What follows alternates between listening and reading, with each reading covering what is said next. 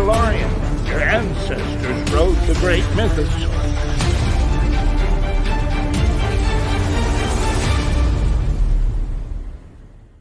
We are live with you here on the Beyond the Blast Doors Network. My goodness, what an amazing time to be a Star Wars fan.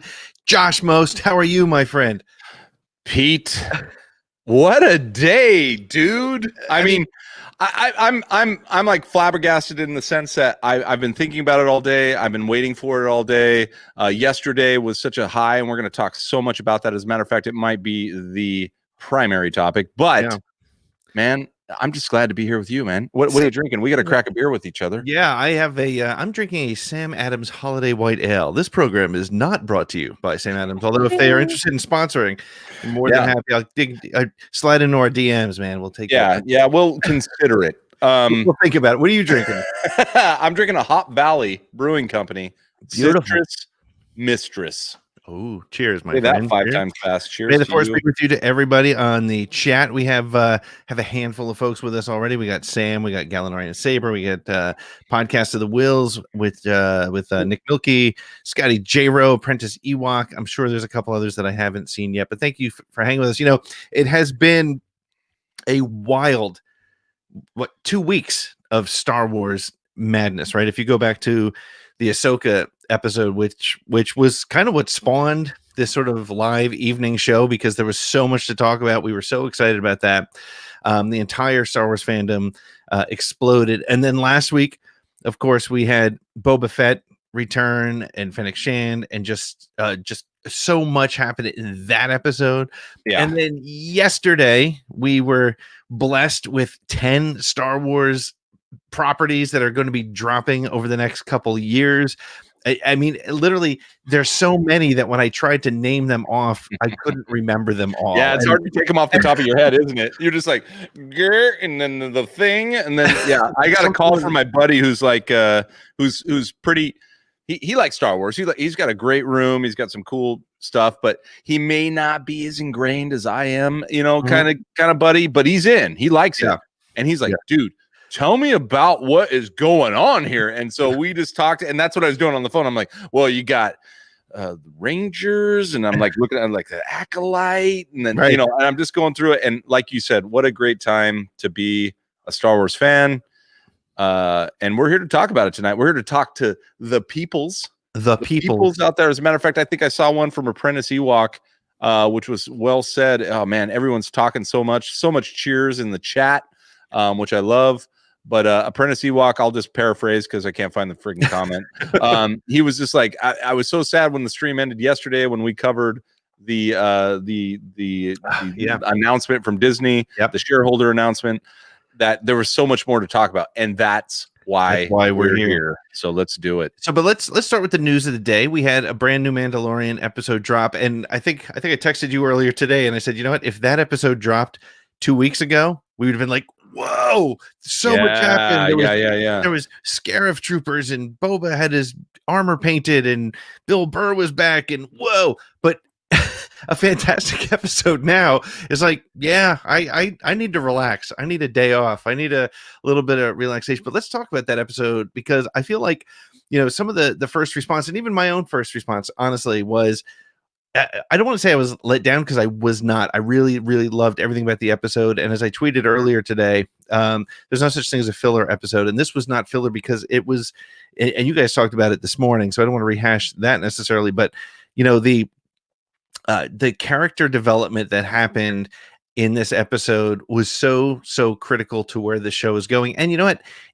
It's hitting in the right spot, because next week is going to be, it has to build to something. So next week we're going to be hit with something, and so this week's episode was a little bit of we're gonna slow the pace just a little bit. It's hard to say that with, you know, pirates and explosions and Slave One and Cara Dune and all that, but comparatively so, as a fan, all the things to take in, it was less Easter eggy. I think might be why I felt the way I did. I think you're right, and I think you already hit the nail on the head. Like, we just got hit with you said 14 days, which I loved. We had 14 days of absolutely mind-bending in the Star Wars world, reveals, and they were great. They were everything we wanted. They were everything we were looking for as far as like the characters. Now we can always split hairs over how it went, but I think it went amazingly, fantastically.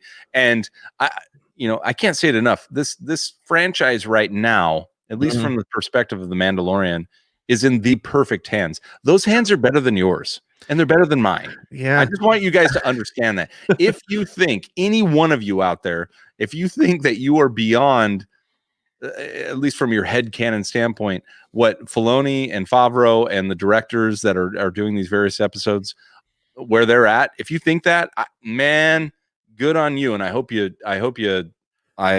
really hope that other parts of your life are better. But speaking of Pete, can we get our first caller in? Yeah, let's bring in and I think you have coined the phrase or the name of this particular caller. Yes, this would be viral sensation Scotty J-Ro. Scotty J-Ro. Bring him in. Here he is. He's living the internet sensation life. Look at that man. He is lit up. Hi. He is lit up. He's a rocket man. He is a rocket man. This is not the Rocket Man podcast. This is the Star Wars conversation. But he is our rocket man. Scotty. It is genuinely a pleasure to be here, where I made my debut, both in terms of success and to bring this channel such amazing content. I'm beyond happy to be here. Guys, how are you two doing? Oh, you're very calm right now, Mr. J-Ro. You are very calm. He's got to save it up for the next Disney announcement so he can scream. You know what? I'm going to be real honest with you. And I was on the phone with my buddy Eric, who was in the background yesterday. Oh, man, I love that guy. As a matter of fact, Scotty, I have a point for you. Yeah. Every other cast you ever do, and I'm disappointed it's not happening right now, you need man bun in the background. Because during some of your reaction vids, he was taking his hair out of bun and putting it back in. Out of bun, back in. Out of bun, back in. There's no better demonstration of excitedness than a man bun just disappearing and reappearing over and over again. And I think that. That's awesome. But it's crazy because this is no joke. All right. We made the discovery yesterday that stream itself was D23 and Celebration combined into one and condensed into 15 minutes. So all day I've been thinking we would have gotten that at Selly. That would have been cool, right? But it would have been 2 days. It would have been like a day of this. Oh, wow. A day break. Oh, a day of this. But we got that in 15 minutes. And I'm not kidding. This is no joke. And I literally said this to him on the phone earlier. I said, Eric, is it wrong for me to say that if I were to put this in the top 10 best days of my life? And he goes, no, it's definitely up there for me too. And I'm like, it just is. And I don't know, for anyone watching, if you're a prequel kiddo, what we got yesterday with Hayden Christensen and Ewan, of course, coming back, and they're going to have, as was stated in an article, one last swing at each other. Ooh. I am elated. It's catered to my generation. It's going to be amazing, and your generations too, and Pete's. Pete's. Yeah. Well, no, if it's catered to my generation, it'll be subtitled so I can read along with it. And, closed captioning for the hearing impaired. No, it'll say this. If it was catered to Pete's generation, it would be silent, and then it would say words. No, I hate you. And it would be silent again. It'd be great. You're all bastards, and I love grainy ass video. We get it. We know what the old guys want. Scotty with the drop. But yeah, no, Scotty, we can't disagree with you, and we won't, and will not ever. But is this what we got yesterday? Is that what we got? That's what we're getting. I'm not sure.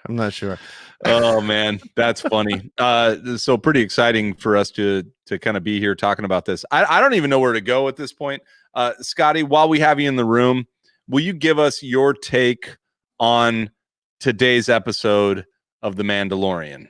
Okay, in all seriousness, I'm not even kidding. I'm not even kidding. This is the most Tarantino piece of Star Wars franchise ever, because Let me They hear had they had a detailed, nonchalant conversation in a car. Okay, that was like that, like There you go. characterized those people perfectly. Okay, Yep. then we have the classic at a table sharing a drink, literally tensions rising from just discussion, then obvious explosion, and then you get the ultimate redemption of a character we all despised, because we all despise that dude. You can't tell me you when for me. Hold on, let me finish. Okay. Whenever you look at him, I love Bill I'm gonna Burr. let you I finish. love his rants. I love his rants. I love him as a comedian. I think he's incredible. But when you watch him in that first episode, I'm sorry, chapter 6 of last season, you're like, okay, maybe we'll see him again, maybe not. But this one episode alone, I think, has changed a lot of people's opinions on Mayfeld. And you get the ultimate vengeance. He says, I can't sleep at night if I don't do this. Boom! Blows up that place. Yeah. That is phenomenal. Look So, at that. you know, let me add to that, Scotty, because I think we may have seen the best acting in The Mandalorian Yes. coming from him, right? I mean, I think, what was it last week? We were saying Tamora. we were saying Tamora. I was yeah, praising Tamora, and I don't disagree, Pete. That's the most real. I don't know who. I think Andy came to me, and he was like, you know, I think everyone's gonna say that he was just being himself, but I mean, being yourself on look, we're trying to be ourselves here, and we still put on an act. You know, I don't wear sunglasses to bed, despite what you may think. Well, I do, you know, my future's so bright. Geez, only Pete gets that. Pete and I. You know, I thought that Bill Burr, and I said it this morning, was just absolutely phenomenal. And so I would rank him number 1. Go ahead. I'm going to be right back. Paul Stanley's knocking at my door. I need to go answer this real quick. Okay, Get Paul in here. Get Paul in. Be right back. Will he put the shades on or not? Yeah, I don't know. But let's continue down the Bill Burr road, because I do agree. I think last year when we saw him, there was various reactions. I said he was from the planet Boston, and he was very much himself. He was very much Bill Burr. And, you know, again, one of the things that we didn't realize at the time, and I'm starting to see this every week with The Mandalorian, is that there's clearly pieces are put on the board in the most casual way, and that you don't even, you know, they have big plans. And so, you know, we questioned, why did they introduce that? You know, what was the point of that episode? Well, in hindsight, for season 1, it didn't do much, really. Season 2, it set up an amazing character, and but I think Scotty made a great point, and I think it was the most important scene, was when they were sitting together in that tank driving, and just that conversation was it made us all kind of look at things differently. You know, they tried to do it with the DJ conversation in The Last Jedi, and kind of be like, doesn't matter what side you're on, people are dying. You're either good guys or bad guys, and you always believe you're the good guy.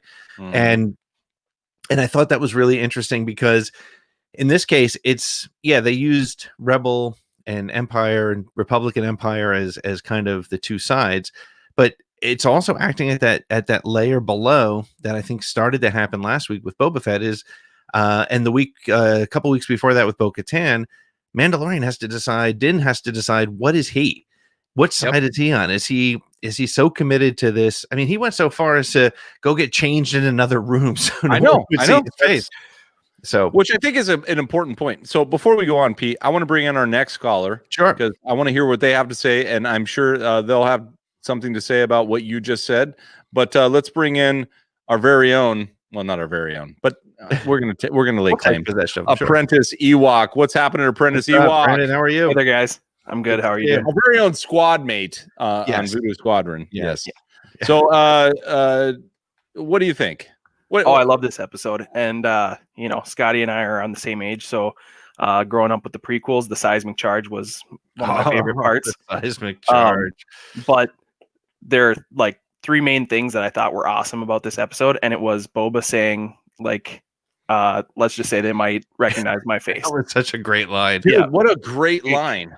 I mean, millions of faces to recognize, and he's one of them, which is awesome. And then I was messaging, was it you earlier, Josh, about the Mando helmet? Yeah. Yeah, the newly painted Boba it was actually armor. Andy, but I did lurk on that convo. So yes. Yeah.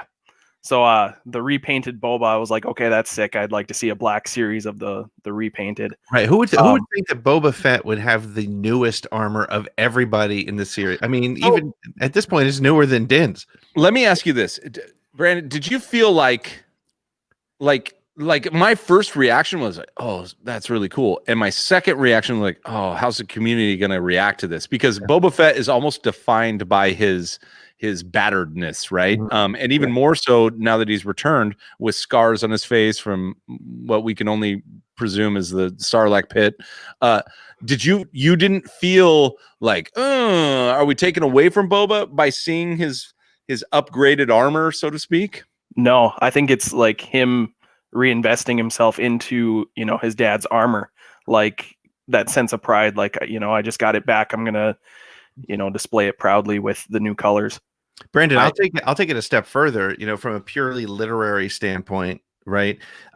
He's renewed himself and he may not be a bad guy anymore, right? Boba Fett may become a hero, and here he is in his new clean armor, kept the ding in the helmet, which I loved. Yep. Couldn't pound that out. I mean, Beskar's rough. You need the armorer for that. I don't care what you buy on late night TV to get the dents out. That's not going to work. But it was really it to me. That was the way I took it. Was he's a new guy? He's a new man, and he's not sure where, and we're not sure where he's going to go. I mean, I think we're all pretty confident that there's going to be a big blow up next week. But who will be there? I mean, and where will he go when this is done? Or will he still be a part of this show in season 3? Who knows? Right. So, Brandon, did you think that Boba, intentionally took a little backseat? I mean, he had his major debut last week, like the most Boba we've ever seen ever on screen. It's the Boba we all headcanoned. It's the Boba we read about in EU books. So do you think it was intentional that he kind of like Boba? Like, I think Boba was a pretty critical asset. Not that Cara Dune or Shinnick Fan couldn't handle themselves with snipers. Apparently they could. They just one shot, one kills the whole day. Yeah. But like my son playing Fortnite. But Boba kind of was like he was the wheelman, in this particular situation. So yeah, and I'm sorry, go ahead, Brandon. No, I was going to say he's been an order taker. Even last episode, he's flying the ship out, and he was going to go take out the droids, and they said no, and he was like, "Okay, fine, I'll back off." He took orders from the Mando. Fett, he was like, "Fett, you got to fly to whatever this was. This planet called? Morak was the name, I believe. Yeah, yep. And he's taking the orders, which is an interesting thing. Is that I don't know where that comes from, but go ahead, Brandon. I mean, it's hard to not say that he was taking a back seat when we saw so much of him last episode. But I think it was an appropriate amount because you've obviously got Mayfield and stuff like that, and Cara Dune and Fennec that you're going to see more of. And I think the story just naturally kind of put him in the back. But having him drop the seismic charge, hold on, let me show you what I've got up my sleeve type thing with the TIE fighters. I thought that was awesome. Yeah. It's funny. I really don't like when shows become, remember when that thing happened, but remember when that thing happened when the TIE fighters, my favorite thing was the TIE fighters blowing the hair of Fennec and Cara Dune.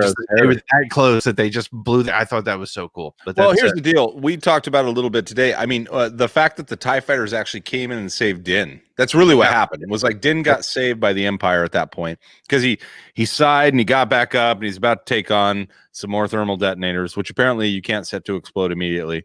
And so he was just like, he's just like, and the TIE fighter saved him. And I think someone said in the chat this morning, like, I've never cheered for the Empire before, but that's what happened. You're like, thank goodness the TIE fighters finally showed up at an opportune moment, and their aim was pretty good. Yep. Like at first, here, maybe we could talk about their aim real quick. They were danger close on the Juggernaut 4. They were just like we know this is a volatile mineral they've got, and they were just kind of just like leading their shots up into the pirates, and barely missing. But I thought that was good. So Apprentice Ewok, aka Brandon, aka whatever, Voodoo Squadron, awesome. What do you have for us before we push your ass out of here? Because we do have another caller or three in the chat. Big thing that I saw was in the junkyard with Mayfield. Did anybody else notice the Lasat Zeb species in the background? No, I did not. Nope. Yeah, Nope. we'll have to. Oh, That's an Easter egg. Hold on. Lasat, Zeb. Really? There was a Yeah, I'm Zeb pretty in the sure. background? Yeah, I think so. You got And a that was one of my screenshot? big. I mean, do if you're not, going to call but, in, you got to bring some. No, I'm just kidding. I can try to find it. That's wild. Help us That's out cool. here, man. We're trying to run Yeah. a show. All right, as soon as I get off, I'll No, send I'm it to you. kidding. That's a No, you're great good. take. So I know that everyone in the chat here will probably be pulling those images up right now. So awesome. Thank you. Yeah. That's cool. Well, All right. Brandon, great to see you, man. Good. Thanks Yeah. for stopping in, hang out with us, and maybe we can bring you back a little bit later. See how things All are right. rolling. Good to see Yeah, you, though. Don't worry. Yeah. Ready, Pete? You want to take it? Emperor Pete? I'll push him out. Ready? Yeah, do it. There you go. He's out of here. All right. Thank you so much, Prentice Ewok, for joining us. Zeb, holy cow! I'm That actually is having a good tough time. take. That's a good take. I'm having a tough time concentrating right now because I want to go find it. I want to go find Zeb too. But hold on. Well, we lost him. That's all right. We'll pop this in. We have another caller. I want to hear your guys' thoughts. We all do. Thank you so much for joining us in the chat. Make sure to follow us at Beyond the Blast Doors or on YouTube, and then of course BTBD Net on Twitter. But you guys all know that. You're awesome. So let's bring in ARS. Here he comes. Another co-pilot. Hello. Another co-pilot. He's got the banner in his face. We'll get it out of his face. What's happening? Not a whole lot. Just sitting here, enjoying the stream, enjoying the show. Happy to be here. Awesome. Yeah, look at that. Can I see your hands real quick? I just want to see your hands. Yeah, they don't look much different than mine, but they're so much better at playing squadron. Been practicing with the new TIE Defender today, and I'm really enjoying it. Oh, yeah. So have you downloaded the patch? Mm-hmm. And I'm not as good with the B-Wing yet, but I'm loving the TIE Defender. All right, ARS, Michael, real quick, pull your drink up. I just saw you have it. Let's cheers this up. Cheers. God, I love this. Is my favorite part of this is that we get to just drink on screen.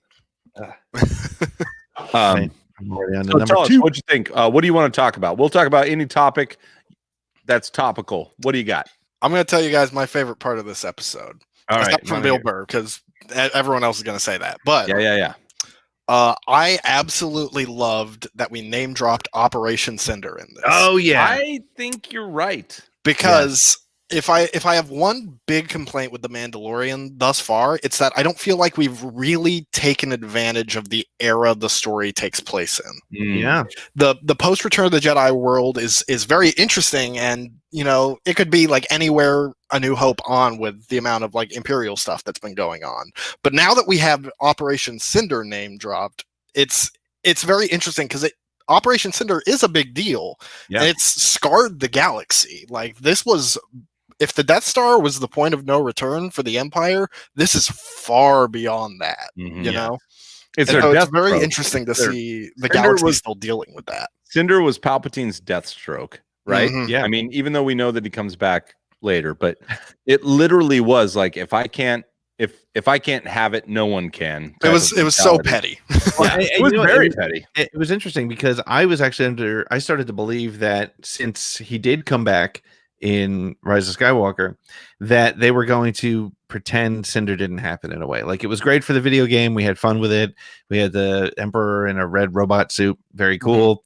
I thought it was dead. And to your point, Mike, when they said that, it was like, wow, that was great. And then if you played the video game, if you played Battlefront 2 campaign and you hear Bill Burr talking about what happened, because you go through it with on the ground with what's her name? Iden.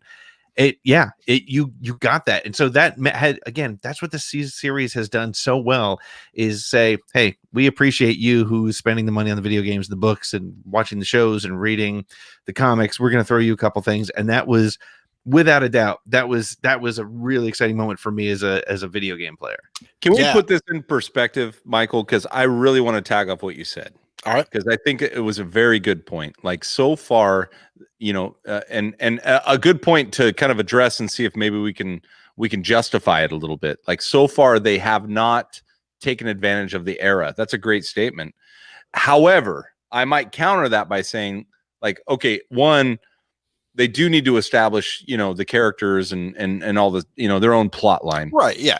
But two, like, I think I think you're right. I think they recognize that. I loved you actually vocalizing that, because I think they do recognize that this is an important part of the Empire. It's a vacant part. We have Aftermath and that series that kind of gives us some info there, but that still was from a certain perspective, right? Certain point of view. So for us to kind of experience it, from like the remnant troopers and these pockets of Empire that are still holding on, which was, by the way, laid out in the Aftermath series of like, they were just imperial sects that just didn't know it was over, a lot of that in Alphabet Squadron as well. Yeah. Maybe that's what I'm sorry. Thank you. I think that's I'm blending Aftermath with Alphabet. Alphabet did a better job. Start with A, so that's why we have the chat. This guy right here, he's just drinking a beer because he's right.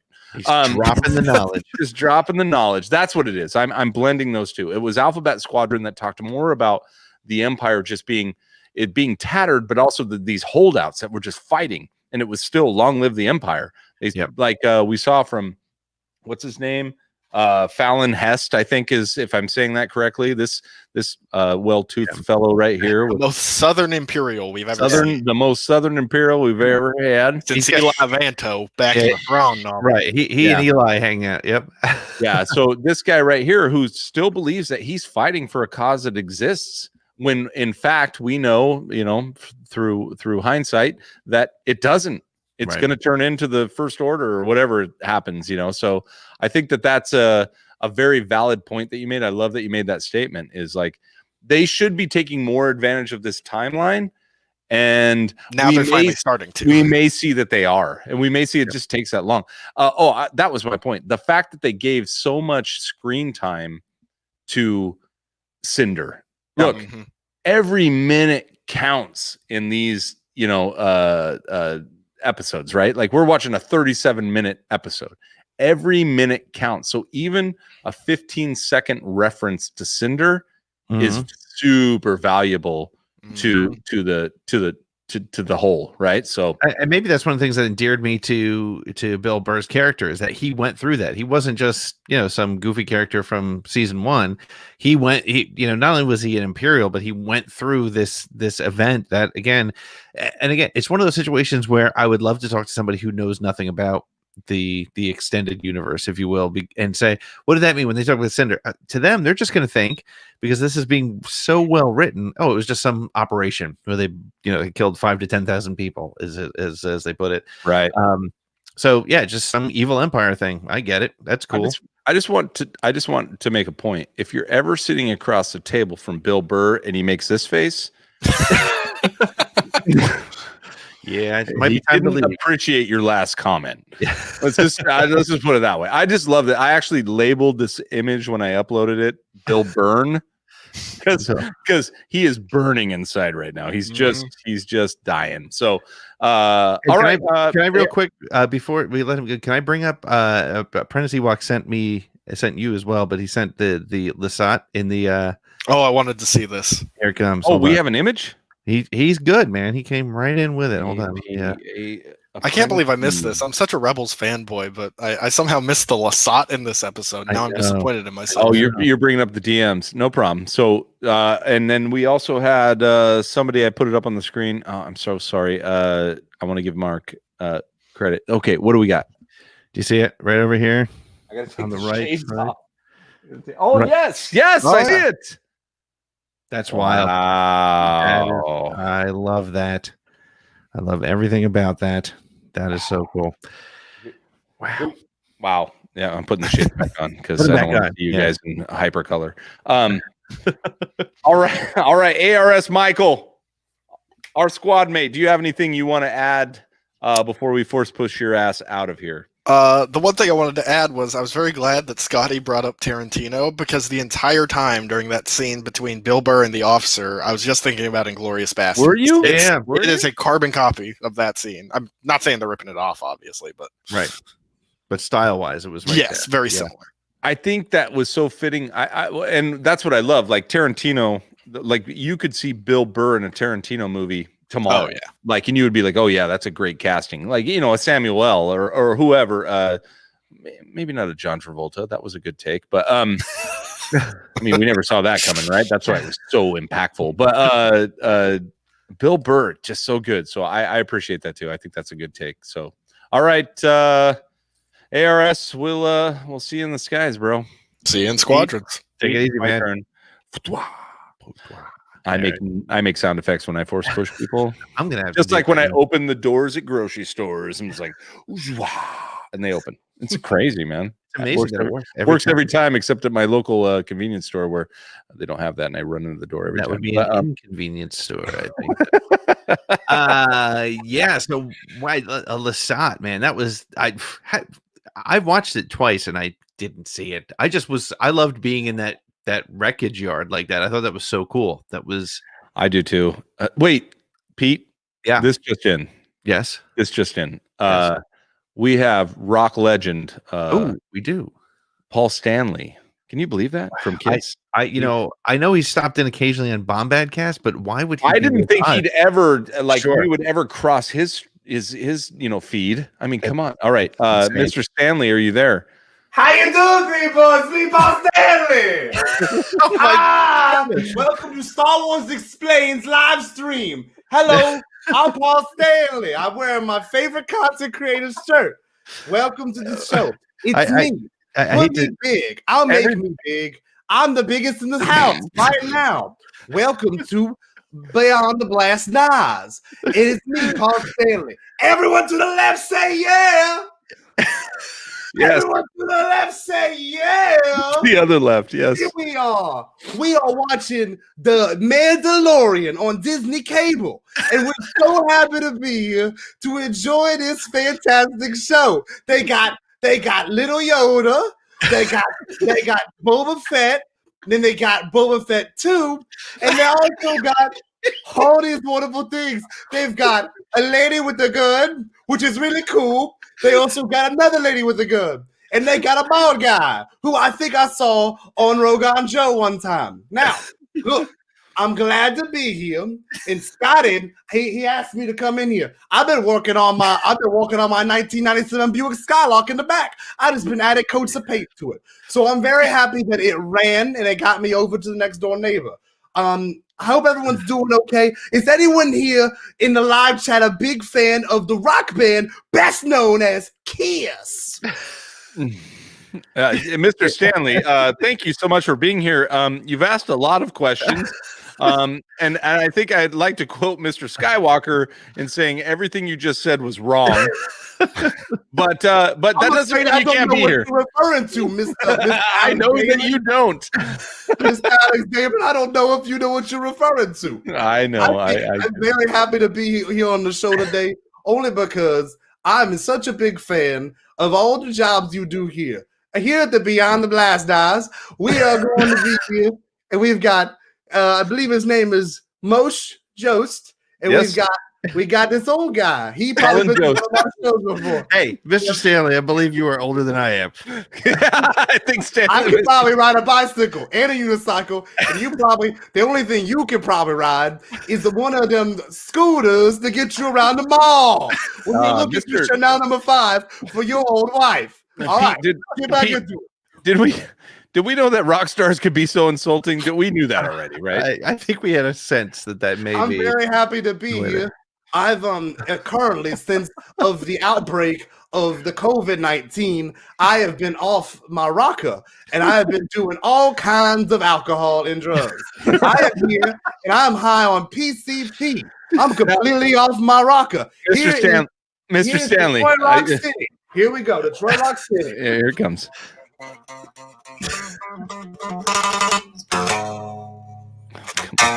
It's all plugged in. How does it sound good on y'all's microphone call? Is it gone good? I don't even know. I don't know what happened. I got to be honest. Like from a professional standpoint, which Right. we are not, I'm trying to deal with this in a way that would just bring it all in, and I can't. So I've been riding my unicycle constantly. Mr. Stanley, we understand you're neighbors with one of our best buds, Scotty J. Rowe. What's it like living next to that? I thought his name was Philip.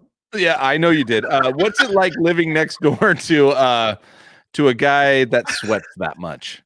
He often likes to share glasses of milk with me in the evening.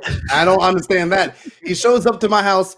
He's got a glass of milk, and he's also got, if I'm not mistaken, a brown paper bag. And he says, "Here, huff this and drink some milk with me." All right.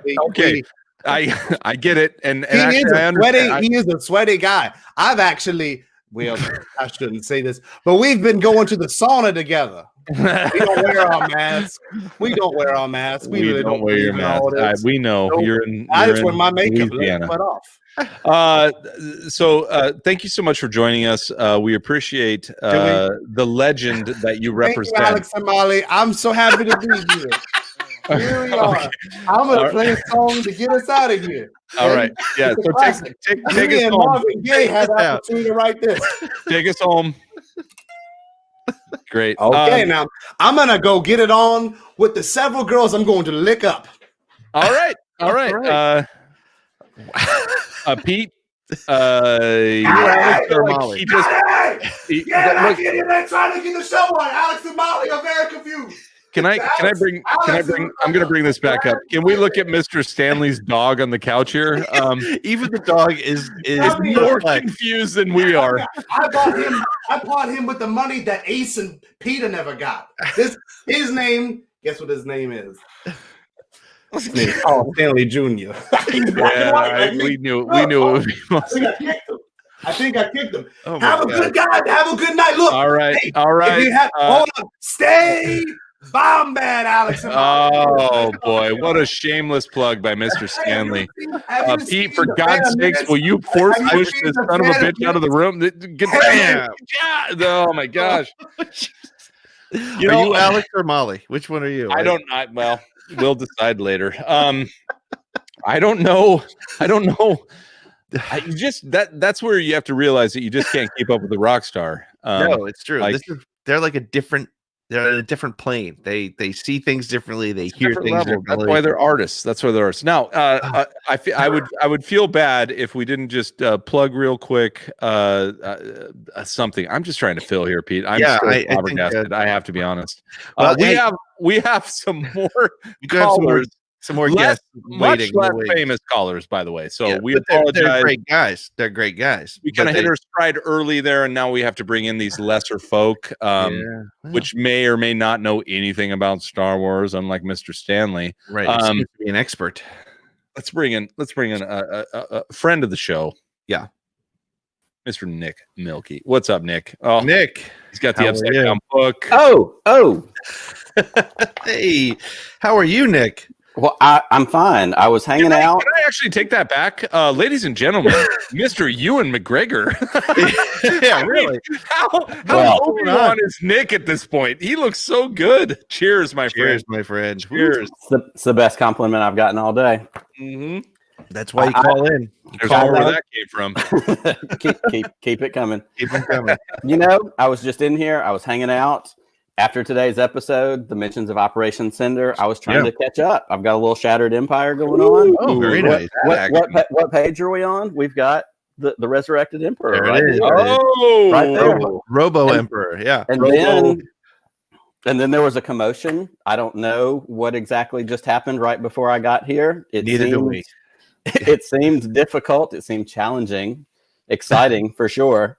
And then here you guys are. So what's up, fellas? We went from like a sports talk radio format to Howard Stern in like a moment. But you know what? It was I honestly have to say I don't know that I've laughed that hard in a long time. So it was a ton of fun. No, it was a delight. My sunglasses hurt. I laughed so hard. So that was good. So That means you're doing it right. Milky, what do you got, man? You are so insightful. You've got so much good thoughts on Star Wars. You always have like here's the deal with Nick. Yeah, he's gonna one up you. He's always got a last word. He's always got that capper on the joke. That's why I like him. And he'll stay in the shadows until you try and throw something up that you're proud of, and then he'll just like cherry on top that. Nick does this to me usually every Friday. Like I'll think I'm on top of something. I think I got like a great idea about. Yeah. You know what I got from this episode? And then just a short quick little text, and I'm like, holy crap! I didn't. He changes. Oh the my brain. god! Yes, that's great. That's So why now, Nick, now we've built our the pressure up. Obi-Wan. Right. Now we've put the pressure on you, Ewan. And so It's a team effort here, guys. It's a team effort. it sure is. We're all in this together. Well, here's what I'm going to do. I decided 5 seconds before you brought me on, because I plan ahead. I'm going to turn the tables. And if I have the time, here's what we do on our show that we did earlier today. We do 5 questions when we do our recap for every episode. All right. So I'm going to give you two guys our 5 questions and give you a chance to answer both of those. A little podcast of the Wills. A little, yeah. It's like a crossover event. We should have Is that what we're doing here? All right. I totally took over, but here I am, and I'm taking over. Your picture is bigger on Welcome the screen. to your show, friend. Yeah, I'm glad you could have me here. All right. The first thing we do, what was your favorite part of this episode? Individually, Josh, you're up first. What was your favorite part of this episode? I've already said it. I've said it 100 times. It was what Scotty coined as the Tarantino in the car moment, which I didn't reference that myself, which is why I love getting on these shows because I get different points of view. But it was that conversation between Mayfeld and the Mandalorian. And it was that come to, like, what are you doing, man? Which you have to be careful with because there's people with their convictions and their convictions aren't the same as others, and others don't define your convictions. So, but to be questioned is healthy. To be asked if it's okay that what you're doing blindly sometimes, or just based on how you were brought up or whatever is okay, because that has to make. Because ultimately, if you come out, whatever side you come out on the other side, you're stronger. So I really liked the Bill Burr, like driving in literally a rolling bomb, prior to the pirates really making it. So I just love that. I love that part. I'd watch it again, and it makes me endeared to the Mandalorian. That was a long answer. Pete's turn. No, it's good. Well, and if I can, with that, the part that I think that stood out, and I'm sure you guys both agree, as we've seen, first of all, who is the believer in this episode, as the evolution and development of some of these characters. For me, in that conversation, it was the moment when Bill Burr said to him, is the thing covering your face or is it not taking off the helmet? Because those are two different things. And he made a point to say that. I really, really love that. So that to me ties into exactly what you're talking about. And my favorite line, Pete, or your favorite line too, what was it? You people? And by you people, I do mean Mandalorians. Yeah. I love that because that's people who have issue with Bill Burr take issue with that's the way he talks about things, and people are like, whoa, that feels a little edgy, and that's where he went. I'll say I honestly, there were so many for an episode that felt like a little bit of a pumping the brakes after the last couple of weeks, which in reality, as you think about it, it wasn't. There were so many great moments, but the great moment that I'll pick out, Nick, is the Mandalorian at the very end parroting back to Gideon his exact lines from season 1. I love that because not only was it a great callback, but you can hear it. And this is Pedro Pascal, the way he talks about when he says the line about that means more to me than you'll ever know. Or you were like, okay, first of all, Grogu's not going anywhere. He's not going to go with the Jedi. And if he does, it's going to be such a heartbreaking moment. So I'm going to put that as my favorite moment from the episode. Absolutely. And there were definitely some Liam Neeson Taken vibes in there. That phone call. Yep. He's like, I'm coming for you. You're not ready, but here we go. And I love that Gideon for the first time looked like he looked shaken. Shit. We're screwed. But things are getting real from Moff Gideon right now. Yep. Well, we always say we have favorites, but we always try, in some constructive way to find the other side of that. So what was your least favorite part of this episode, Josh? Least favorite part. Let me think on that. It's tough because I'm super positive, and I never tried to go into anything saying like, what did I hate? Which is where I'm going here. I guess my least favorite part would probably be that we didn't see the child, that we didn't see Grogu. I would have been okay with them, kind of giving us a little, which might be my favorite part, is that they didn't give us that little nugget of like the child in restraints and kind of going, the first time in 15 episodes we haven't had the child. Yeah, you didn't see him, so now I'm just contradicting myself. It's like an episode of The Sopranos without Tony. What are we doing here? Yeah, and so we saw Gideon, and I think that's the closest we'll get to kind of the child. That was our experience right there, or our touch point to the child was Gideon, because we know he has him. So my least favorite part is that it was freaking over. I can't wait for the next episode, next season, whatever. Absolutely. Pete, what about you? What was your least favorite part? It's usually my least favorite part in every episode that Cara Dune is in is Gina Carano's acting. It is bad. I've come around to. I actually like. I really do like what the character is about, and I like what it's setting up for the things that we know from the Disney drop yesterday, even if not directly.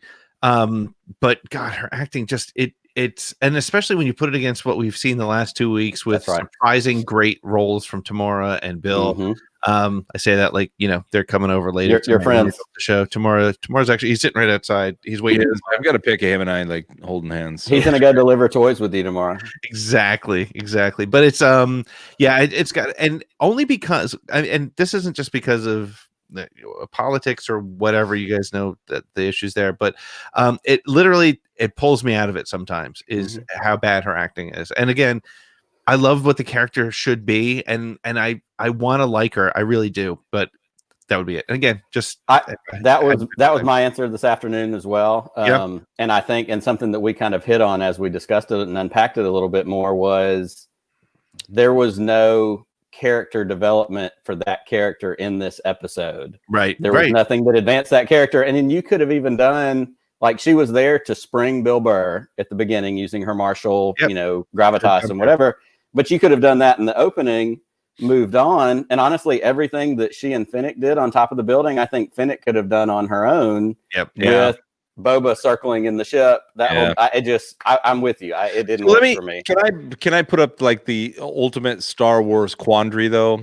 Is it a matter of dialogue? Because literally when she pulls Burr out, she has that 3 lines. And I did what did she say? What did she say when she gets him out of the prison? She said like 3 words. She was like, we have a job for you. We have a job for you. So I literally ran that through my brain and was like, if I were an actor, which I am not, what do I do with that? Could I walk up and be like what actor or actress could walk up and be like, I have a job for him, and do it better than kind of her stony face? So is it about features? But how would Tamora have said that? Because he was doing you just solved my problem. I just imagine Tamora, he'd be like, I have a job for him, and he's got scars and he's got. But let's take Katie Sackhoff. How would she have done it? I think I would even go. Let's go with Ming-Na Wen, because she has as many lines or less as anybody else, and she pops off the screen. Whereas I think Gina Carano kind of she fills in the uniform. And it might be facial. Maybe it's just facial expressions. Maybe that's what it really comes down to is your control of your facial expression during because Fennec Shan literally half her lines were eyebrows. I mean, Yep. Oh, and she's not an actress. She's a performer.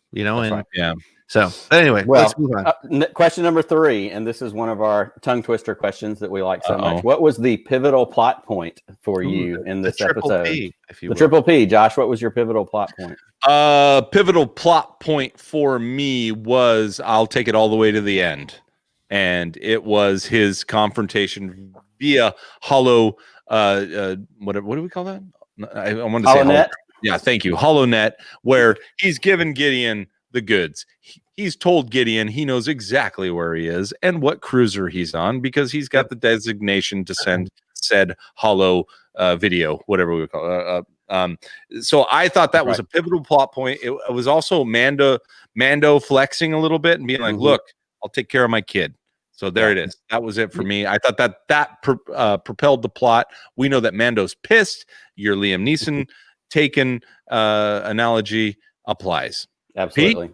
Pete, what about you? I think the pivotal plot point was a little bit before that, when he had to remove the helmet to do what he had to do to make sure he got what he needed to get the kid. Because, and I think Bill Burr says it beforehand. He says, if you don't do it, you don't get your kid. And that's it. So, I mean, again, he took off his helmet and what it has led me to is my prediction is the last shot of I keep going with different predictions for the last shot of the season, but the last shot of the season and my latest prediction is he takes off his helmet for Grogu, and they bond that way. That's cool. I like that. I've got two more quick. I don't want to dominate everybody else's time. What was your favorite Easter egg in this episode, Josh? If you could pick them all, there were a bunch. What was one that was your favorite? I'm actually going to use Andy's. I'm stealing Andy's that he pointed out to me, and it was the fact that the communicator in the Juggernaut 4 was exactly like the communicator from New Hope that Han yelled into. I'm fine. How are you? How are you? It was fantastic. I'm giving full cred to my bro Andy. No He's doubt. the one that pointed that out to me. So there you go. It was fabulous. Pete, what was your favorite Easter egg? It was an abundance of fan service, but I loved every second of it, and that is the seismic charge. There was no reason to use that at that moment. Because my son even said it was so funny. My son and I were watching it just before I got on, and he was love like, that image. He's like, that was cool, but he goes, he could have just shot him, and he doesn't have a lot of those, does he? And I was like, yeah, you're right, Jack. That's 100. But how many of those does he have? That was one of those things when it happened. I was like, like when they show the bottom of the ship, it's coming. I was like, all right, here it is. Yeah. And so. are you guys sound nerds enough like I am to clue into the fact that it didn't sound 100% like the Attack of the Clones ones because they were in atmosphere, not in space? Oh, come on. It didn't go silent. It didn't go silent like it did in Attack of the Clones. Right. It didn't suck the air in before it exploded. Yep. We're not worthy. Fantastic. It was fantastic. All right. Last one. What is the thing coming out of this episode? And obviously we only have one more left. What is the thing you want to know more about? What is something that you want to go deeper on based on seeing this episode? Josh. I'll take the softball and just go, look, the dark saber, it keeps showing its head. It reared its blade in Grogu's face last we saw it. Bo-Katan brought it up. I'm ready for that. I'm ready for that plot line to open up a little bit so I can follow it, so I can theorize on it and go down it. I'm hoping that that's what we get. I'm not hoping it finalizes. I don't want it to end. I really want it to go into season 3. I want to be ready for it. So the dark saber track, the Eris track is what I'm interested in. And that's all being said with, I'm super concerned about Grogu right now. So there you go. Which is great coming from the guy who a couple of short months ago. Hey, we're talking about merchandise. We're not talking about character. Fair enough. I will give you that. Pete, what was the thing that you want more of coming out of this episode? I really, I'm a Bill Burr fan as a comedian. I've gone to see him a couple times locally. He's great, and I didn't love his character in season 1 and season 2. I loved his character, and I was so disappointed that she let him go. I wanted her to say he died, but he's coming with us. Right. So I would love to, and hopefully it's in the Rangers of the New Republic that he gets pulled back in. I want more Bill Burr. I am 100% with you. I did not enjoy that character in the. Neither. Thank you for saying that. What was the episode first season? It was the other Prisoner or whatever it was. The Prisoner, yeah. I didn't like it. I wasn't in for it. I liked Bill Burr. I liked Bill Burr in Star Wars. I didn't appreciate how he was portrayed. And so him coming back was not exciting to me last episode. I was like, oh, okay, whatever. I found myself halfway through this episode going, holy crap, I like this guy. What's going on here? Yeah. I didn't like that I like that, but that was the deal. So I agree. Well, gentlemen, I'm so glad that you had me on to host my podcast on your show. I love having another podcast host on our show because he gives his own segues, which is great. He's what I think he should do is we'll send him the audio and he can put it up on his feed. This is a separate episode.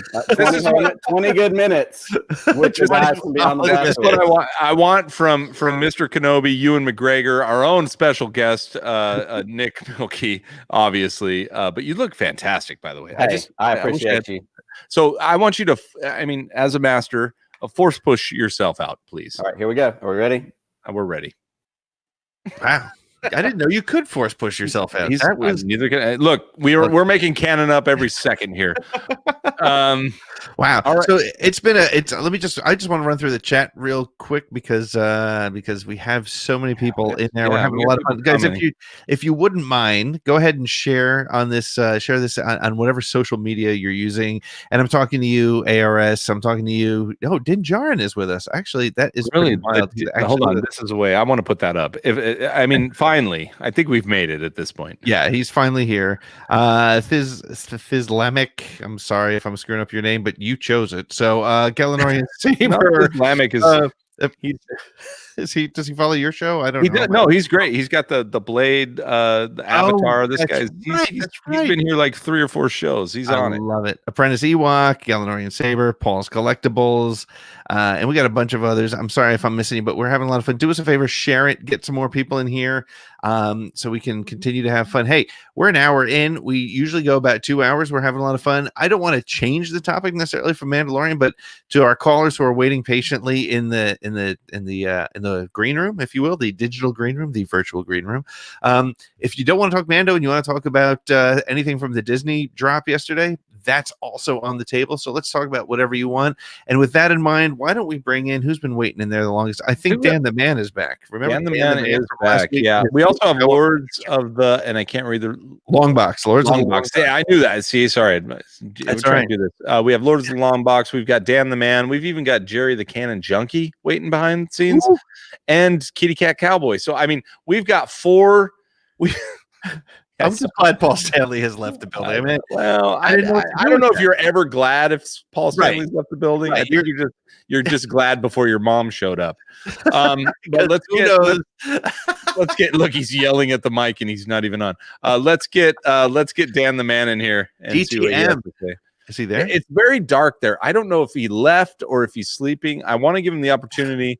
Dan the Man. Is the caller there? Dan the Man. Don't worry. We won't. We'll push you out gently so that you can remain behind the scenes. Waiting. I think he lost patience. You know what? Let's bring in. I don't blame him. We're bringing him out. Let's bring in Lords of the Long Box. Yes. Here he is. There he Hey, is. Hey. new caller. Yo, what is going on? You can just call me TiVo.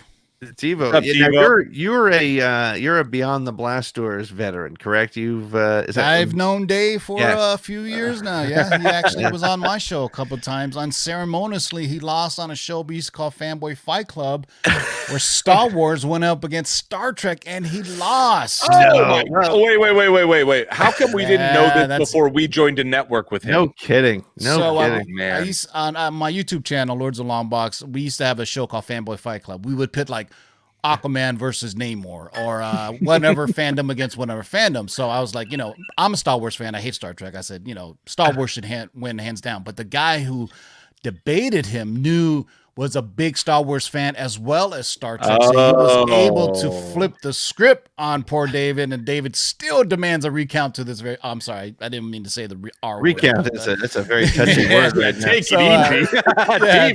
TiVo, come on, man. Yeah, Would we'll you give mind- him another chance. We'll give him another chance. You're come gonna back have on to the show. send us a link to that YouTube. Yeah, I show, want to see because that I have video. to see Yeah. that. And the funny was David was at work at the time. So this is way before shutdown. He was at the studio, his real studio job, right? And he was wearing a shirt and tie, and he was like backing off in the corner somewhere before he had his news segment. So he was coming on. So, and I said, hey man, we want to do Star Wars versus Star Trek. It's a no brainer. And David blew it. He just blew it. I was so ashamed to be a Star Wars fan at that point. Well, here's your chance, though. Here's your chance to redeem yourself. What do you got on your mind? What do you want to share with us tonight? Man, a little bit of everything, man. I love the show. First of all, Scott's reaction was, "Can I curse?" Please. I won't curse. Please. Okay, it was fucking incredible. Okay, like what David was saying earlier. Wow, it wasn't the stuff he said. It was like the stuff he was in the background. Like he was sweating through his clothes. At one point, he went off screen. He came back with a T-shirt. Yes. It was absolutely incredible, and that's what the fandom needs is true just geeking out moments like that. And I'm one of the cats that actually sat through all 4 hours of the Disney presentation. Yeah. And I was thinking, man, this is going to be whack. But I was like, this Nat Geo stuff looks kind of fucking cool. I'm digging it. I'm like, everything, give it to me, man. I mean, I was like, Lightyear too. I was like, I didn't know I wanted a Buzz Lightyear original movie, and now Who knew, I right? want one. Yeah, Now I want one. Yeah, but Well, I already put in for my application to purchase the volume, aka the Vision. What are they calling it? They had a name for it. Remember that? Stagecraft? I love it. Stagecraft? I was like, we could put the volume down here in our little studio and do our own stuff. I mean, it can't be that much, right? No, it's probably just like $500. You could probably get one. Yeah, a couple $100. I You think can so, probably find yeah. it on Amazon. So Yeah. I'm interested in that. yeah, and like last night's episode, I agree with everybody else. I think the my geek out moment was the seismic charge, right? I mean, that calls back Right. to, because I've talked to David about this. I go, the best sound, in my opinion, number one sound effect ever, was when Jango Fett let that off on Obi-Wan in Attack of the Clones. Oh yeah. If you were in a theater, in a good sounding theater, and you just saw it, you're like, okay, that's interesting. I've never heard that before. You know what I mean? And I think earlier today, you said like it's top 3. To me, it's the best sound effect. I mean, sure, there's iconic sound effects, but R2 screaming whenever he gets done something, or something, the blasters, anything like that. But I'm really stoked for the last season. I live on the West Coast, so I'm one of those people like, man, should I watch it? You staying up late? You staying up till midnight to watch it? It's only midnight, but then again, it's like, man, I don't want to miss anything. I want to be bright-eyed and bushy-tailed and see it. But yeah, I don't know if you guys feel the same way, but and it's not a bad thing, but The Mandalorian this season especially seems to me like a video game. Well, I would say even beyond this season, but let me hear where you're going with it, because I've been saying I said that last year as well. But go ahead. Yeah, it seems like most video games. Let's just say you're playing God of War or something, right? You have side missions, and so every other episode, sometimes you get a side mission. Then there's the main mission that you're going to. Like like this year, you have these side missions where they just go and break people out or do something, and there's nothing wrong with that. It's cool storytelling. I mean, season 1 to me felt like it could have been one really long, like 3.5 hour movie or 4 hour movie is what it was. And this season has just been absolutely fantastic. I come from the comic book side of things, but I'm also a big Star Wars fan, so we always talk about Star Wars, anything, and geekdom on our channel. And the way that the Mandalorian this season has affected comic book sales has been absolutely ridiculous. I don't know if you guys ever touched that. Dave and I talk about it a lot, but it used to be Star Wars movies, cartoons, whatever, never really pushed the needle when it came to comic book sales. Right. But 2020 has thrown that all out the window. The first appearance of Ahsoka Tano, through the roof. The first appearance, as soon as Thrawn was mentioned this season, that next day, copies of Heir to the Empire were flying off the shelf, because obviously there's a novel, but there's also the Dark Horse comic, Heir to the Empire, which also features the first appearance, I believe, of Mara Jade and Thrawn in the comic books. That book is now, for those who know CGC grading, a 9.8 is about $1,600 for that book now. Really? Oh, before that, it was just you've ruined my day, because that was how I that was my first. I mean, I read the first Heir to the Empire book, and then the comics came out. It was a time when I was into, if I remember correctly, it was around the same time that Image comics were starting to get big. I was collecting Thrawn. I was Spawn, not Thrawn, Spawn. It was also the Bane comics for Batman was around that time. Within a couple of years, the 90s flooded the market with everything. And I probably had 2 or 3 copies of each of those Thrawn comic books, and sold them at a garage sale like 15 years ago for next to nothing. So now they're so hot right now. And you know what else is hot is the Kanan miniseries. That came out from Marvel, because the Kanan miniseries features the first appearance of all the characters from Rebels. So you're talking about Sabine Wren, Ahsoka, not Ahsoka Tano, but Ezra Bridger and all those. And what I was thinking when I saw the 2 episodes ago, the Jedi, right? When Ahsoka Tano says to Bruce Lee's goddaughter, how awesome was that? That was awesome. Oh man, that was so awesome. Dan Inosanto's daughter just kicking ass, and she's like 55 years old. Anyway, what was awesome about that was, as soon as she says, "I'm looking for your master Thrawn," my mind immediately goes to the ending of Rebels and where they left off. And what I've realized is, a lot of times on the Marvel side, they'll do comic books, right? In between or whatever story. They have yet to even touch the story of Ezra Bridger. Yeah. It's almost as if Dave Filoni's like, look, hands off. I'm going to finish this story, and I'm going to make it live action. Because we still have Sabine Wren looking for Ezra Bridger, going after Thrawn when they got sucked off by, I just call them space whales, whatever the hell. I think getting sucked off by space whales sounds like I'm not sure how I feel about that as a phrase. Sounds like a good night, good Friday night. I got to tell you. So let me throw something at you, because I suck at predictions, but here's what I have in my head, right? Because they did also say yesterday that we're going to get an Ahsoka series, and there's going to be a culmination of a major event, right? So I like to believe that this actually took place before the end of Rebels. I like to believe that she learned what she needed to from Elspeth Morgan, who was Bruce Lee's goddaughter, and somehow in the next couple episodes or before she goes back to meet Sabine at the end of Rebels, she is when Sabine gets on the ship with her at the end, right? Because at the end of Rebels, she just sees her standing there and she walks toward her. The next thing you see Ahsoka's ship take off. I like to believe in Ahsoka's ship at that moment is Bo-Katan with the Darksaber, Boba Fett, and Din Djarin and Grogu, and they're off to go find Ezra in the. That would be fucking awesome. I mean, Dave Filoni has been rather cagey, I guess, right? He didn't say, "Hey, this isn't necessarily chronological," right? Where Ahsoka Tano appears, so he's alluding to that. You know, this may have happened before the finale of Rebels, right? So I mean, Yep. you know, I mean, Dave Filoni is basically steering. And I was talking about it on our show on Lords of Longbox on YouTube that Dave Filoni has the one person that has taken canon and legends and dipped his feet into both and now has blurred the line. Like I keep on telling the guys over at Wikipedia have their work done because you know how they separate everything from canon and legends. Well, I mean, Filoni is pretty much dipping in both, and we love it. I mean, that's when it was way back when Disney bought Lucasfilm. That's when they had that weird mandate, right? Anything that came prior is now going to be considered legends. What we do going forward with our movies, novels, and comic books, that's considered canon. But Filoni is like, you know what? We have a rich, and you know, Kathleen Kennedy. I think she gets a lot of flack when she goes, look. We don't have, you know, dozens and dozens of books and history to draw from. And technically she was right because she's referring to stuff that came out after they bought Lucasfilm, right? So she's not referring to all the Dark Horse stuff. She's not referring to all the novels that came out before that because they kind of put this mandate, everything going forward was now going to be considered canon, and everything before that was legends. So Kathleen Kennedy was, the way she answered it, everybody went up in an uproar, and they were like posting pictures of all the novels and all the comic books that came from Dark Horse and everything else.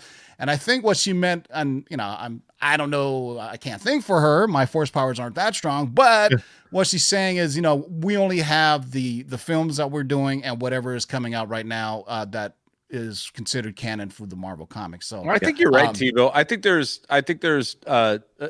you know, I think we reached a pretty good point, and it's one that we can build off of yesterday. Where, look, we know that Kathleen Kennedy is somebody of speculation amongst the community. You can say what you will about her. You can say what you will about the sequel trilogy. But right now, and this is where I live in right now. Right now, I'm pretty damn excited about the future of Star Wars, and I'm okay. You know, I'm okay seeing whoever standing in front of the screen that has the titles for 9-10 different projects behind her. I'm okay with that, and you want to know why? Because look, I'm just a fan, and a fan can get disappointed, and a fan can be upset, but a fan can also return. Yep. Because we live in a world. Can you put that graphic back up for a second? Yeah. Because I was checking something. Okay, so there's only 1, 2, 3, 4, 5, 6. There's 10 new shows. Okay, there is 10. I thought there was one missing because I thought that they lumped the Mandalorian. Well, I think they put the droid in there and Rogue Squadron. Well, there's Visions too, so it's actually more than 10. So, well, and we didn't talk about their sale of the volume. I feel like that was a pitch for Pete and I to try and buy a volume for. Dude, I just want a mini volume. Sure. Can I get a mini volume? What would we call that? We'd call that like a. Nick would. I'm going to come up with a joke, and then Nick's going to have a better one. Right. So I'm not even going to try. Nick, give me the right joke. I'll Venmo you $250. We'll split it. All right, Tebow, do you have any last words? Thank you so much for joining our show. Do you want to just add anything, plug anything? We know that you're Lords of the Longbox on YouTube. Lords of the Longbox. It's right here now. We do a weekly show dedicated to comic books and geekdom and fandom, but you know, we kind of spill over everything into movie news. You know, so anytime anything related to geekdom and fandom, I mean, and David would tell you this. We actually scooped that Thrawn was coming live action back in 2019 on our show. So David knows this. I mean, me and David, we know each other for a while. So my guy has a Marvel and Sony insider scoops, but every now and then he gets Star Wars. And we've heard about Thrawn back in 2019, and we did a video that they were going to be doing a live action Thrawn. But back then we didn't quite know what it was going to be in because it's so early. But basically what the studios do is they go, all right, So if it's Kevin Feige, he goes, I have these characters. I need you guys to research this. We want to develop these. On the Star Wars side, they do the same thing, but think of Marvel as such a big company and a lot of people. The leaks that come out of Star Wars are a lot smaller because it's a lot smaller team. It's easier to find those leaks, and if they do, they kill them. Yep. I'm just kidding. They'll kill them. That's But not no, bad. Tebow, yeah, thank you so much for your takes. I'm like super intrigued. I want to hear more from you. I've got a couple more callers that are ready to go. You're the man. And I man. need that link to David getting his ass kicked. I do. We do need the YouTube. Unfortunately, I don't know if I have it because it was on our old YouTube channel. And We'll find. Look, the internet never dies. It's out there. It's out there. I will look for it, guys. I will look for it. And I will make it public. And I think you guys should put it on Beyond the Blast Doors to show David's I embarrassment. think we'll probably. I can't wait to. I can't wait to. Tebow. You're the man. Thank you, May Lords the of the Long force be Box. with you guys. We will force push you out here gently with kindness. But blah. Oh shit, my mouse moved. All right, that's like what happened. And No, it's because Nick Pete pushed himself out. Yeah, Pete, do or do not. There is no try. Do or do not. There is no try. Thank you. Whew, man, took me a second. Sorry about that. That was fun. That was mean, cool. How Effective. look, I'm tired of confirming how much smarter our people. It's amazing. I'm getting sick of this. I want to start my own show or just talk about stuff that I make up and you believe it. I think it's amazing that Beyond the Blast Door says, you know what? Why don't you and Josh, Pete? Why don't you guys go on? How about you, couple of idiots, take on the smart people? I'm thinking it's a great creative approach. So you bring on and your listeners and your guests are just they feel so much better about themselves than They do. They do. Like, oh, geez, I'll call in. Me. Me? I've got the answer to 2 + 2. All right. All right. Finally, and don't worry, everyone that's out there, thank you so much for waiting. Dan the Man still has a very cool blue background with him not present, which is so. Look, here's the deal. He probably just wants us to do this. Check this out. We put Dan the Man up, and it's just his chair, and he doesn't care. No. Look, that's such a flex by Dan the Man. He's like, I just got myself on your pod without actually being there. I mean, give me a break. I think we'll check back in with the chair in a little bit. Hold on. I want you to. Will you bring that back up big again? Sure, I'd be happy to. Is it like a hair on the screen? I was trying to get that off my screen. I'm thinking it's like a glow stick, a beard hair. All right. Whatever. Dan the Man, nice flex. Let's kick his ass out. All right.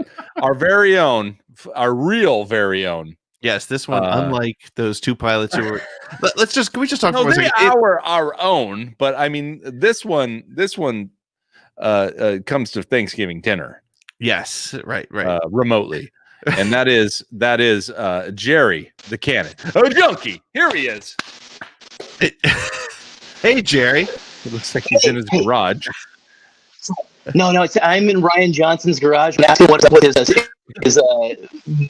trilogy. It's awesome. Should I sneak up on him? What's up? What's up, Jerry? You're in Ryan Johnson's garage? Yeah. Surprisingly, Johnson's Wi-Fi. what do you think? He has very sensible taste in vehicles, though. Well, I was going to ask you, was that hose behind him fully supported by the tears of fanboys? Just a comment. It says paid for by Ichibaka. Oh, weird. Anyway. Oh no name calling. Okay. All right, Jerry. Sorry, how do you I'm feel? sorry. Jerry, how did you for your Wi-Fi? Ryan Johnson's Wi-Fi sucks. Can you hear me? It's like listening to Max Headroom. He gets it. All right, hold on. Jerry, stay in one place. Don't move. Hold your phone next to that garage door antenna and see if you're there. Okay. That looks pretty good. That's pretty good. Are you currently working on your car? No. I am actually this is my parents' garage and stuff. So all right. I'm waiting to hear about my pizza rolls. Your pizza rolls. Okay. All right. You really are. Look, I feel like we're transmitting to the outer, what's that called? The outer realm, region. Rim. The outer rim. Rim. The unknown region. That's my problem. You try and go live. And think of stuff. That's all the time, Josh. I know, but I always screw up the last word. That's my MO. I'll always be like the first people, and it's just sucks. What's going on, Jerry? What are your thoughts on? You can pick. You have one of two options. You can either talk about the last episode of The Mandalorian, or you can talk about the shareholders announcement. One topic. What do you got?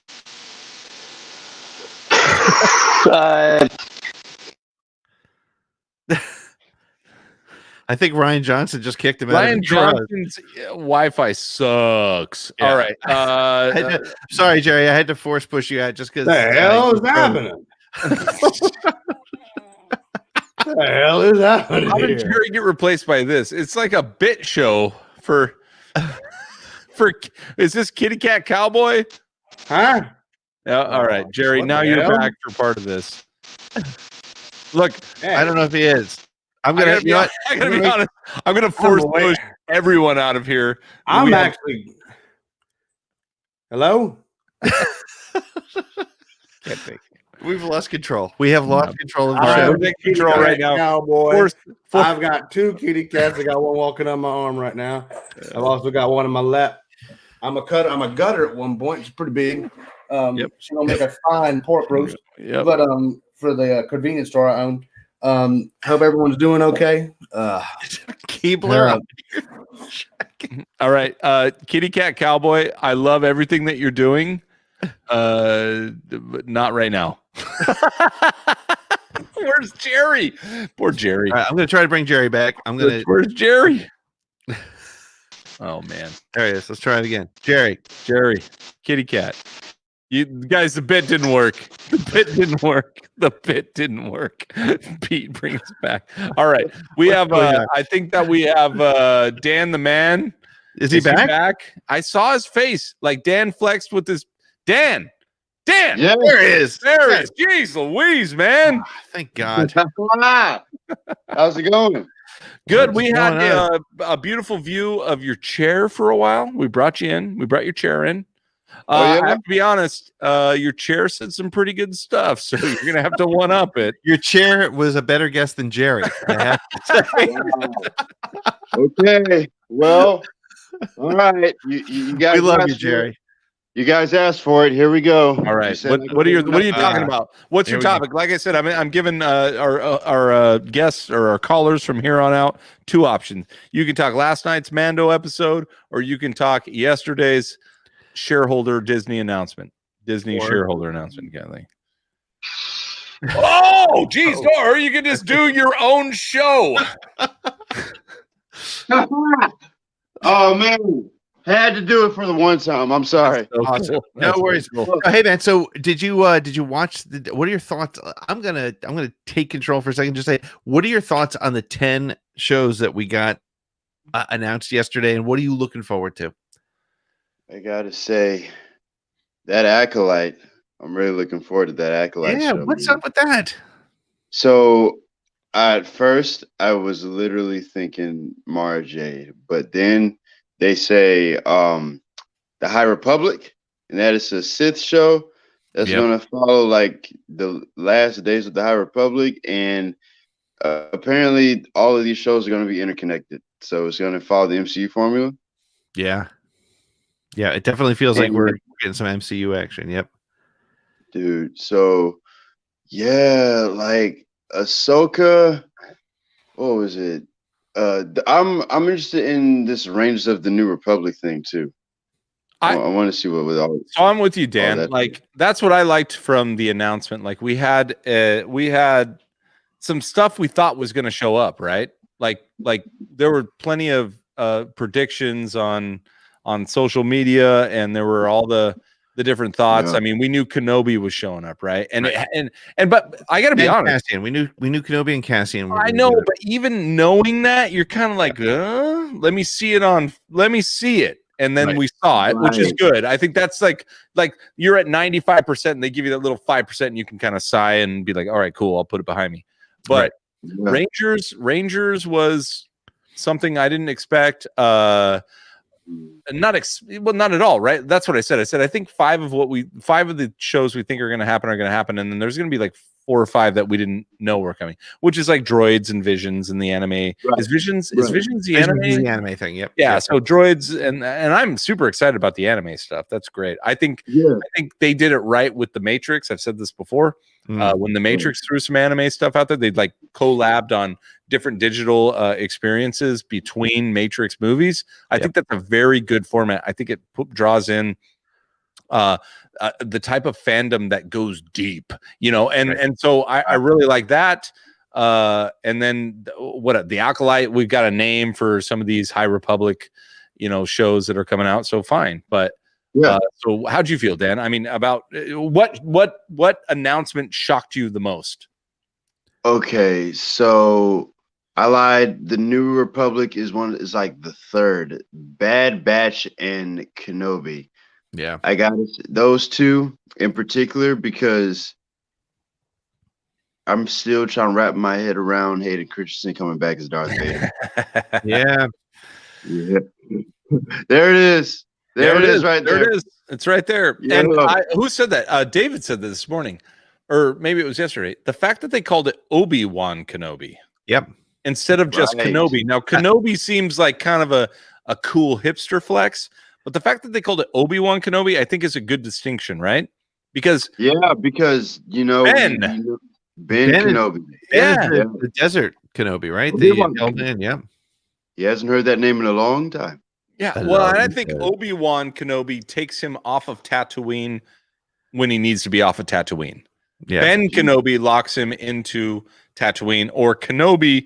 Either I think they could have gone with Kenobi. Now that I'm saying it out loud, they could have gone with Kenobi. It would have been fine. But I think that Obi-Wan Kenobi is like, hey, wait a minute. Remember the general, the clone army general, the guy that beat the chosen one. Remember, this is Kenobi, Obi-Wan Kenobi.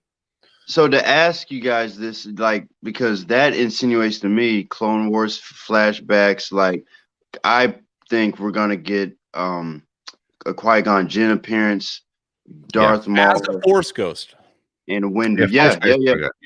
Yeah. Now Windu has no choice but to come back as a Force ghost for sure. Does he? Does he? No, I'm sorry, not Windu. Qui-Gon Jinn. Windu There you go. Survived. All right. Thank you. Whew, you made me. I thought you knew something I didn't know, Dan. Because Mace lives. Yeah. Go ahead. Y'all know Mace is my boy. Don't do me like that. Okay. But yeah, no, it's but really Darth Maul. That's my guy. He's I'm still rooting for him. I'm waiting for that. Yeah. All right, Dan. We're gonna give you. So that was the shows. How'd you feel about the Mandalorian? Give me one take on the Mandalorian. Last episode. So I really thought Bill Burr's character was gonna die. I really did. Yeah, I did too. I agree with you. Screen time they were giving him, I'm like, he's not gonna make it. And then you're not wrong. He made it, which is like great. He makes it, but does this mean he's not gonna be in the last episode then? Like, because I'm thinking if Mando is going just straight for the Empire, guns blazing, then that is a horrible plan. Like, it's. I think. Well, we talked about it this morning, so I won't. I mean, if you want to go watch that, go watch Streaming Star Wars from this morning. We have a few theories. Here's why I'm glad Bill Burr and I think Bill Burr lived, and that is because if Rangers does have anything to do with Cara Dune and kind of going on and doing like this police force for the Republic or whatever you might say, then I think that Bill Burr will be a standing character on that show and should be. I mean, definitely should be. I mean, they took, and I thought about this when I watched it the second time today. They made it enough of a, it's funny. You start to watch these shows and you start to question or think about what are they setting up, right? I mean, now that we know that nothing from season 1 was wasted, you now start to think about things a little bit differently than you might have before. So, it was very clear to me that Cara Dune took a brief moment to point out the fact that he was a great shot, right? So he will be Right. See, so that I think right. Pete, He's you the just nailed sharpshooter. it. She's You the nailed it. muscle. Paul, I can't think of his name, but Paul, who's the X-wing pilot, is the pilot. And there's your three, and that's your Republic Rangers, and they go off on their adventures. Yep. Paul, what about the Marshal, Cobb Vanth? Yeah, bring him in. There you go. Yeah. There you go. Great. So that's a great take. That's a great take, Dan. So I think there you go. I mean, like if I saw that crew, I'm good. We don't need a force user. We don't need a super armored dude. Right. I don't mind a little bit of Law and Order. The way they throw it out there with just peoples. Like I can identify with the guy that all he has to do is be tough. Right. Sure. I can't identify with that guy. No, but you know what you would want to do. Right. I know what I imagine I do, and I make sound effects. Correct. There it is. But right, tell me you guys weren't a little disappointed we're not getting a Luke Skywalker show. I'm not. I'm okay with it. I'm okay with it. Here's why. Okay. I want the Luke. Dan, here it is. I want the Luke Skywalker show 10 years from now. You want to know why? Why? Because it won't be raw from Tross. It won't be raw from Last Jedi. It won't be raw from Force Awakens.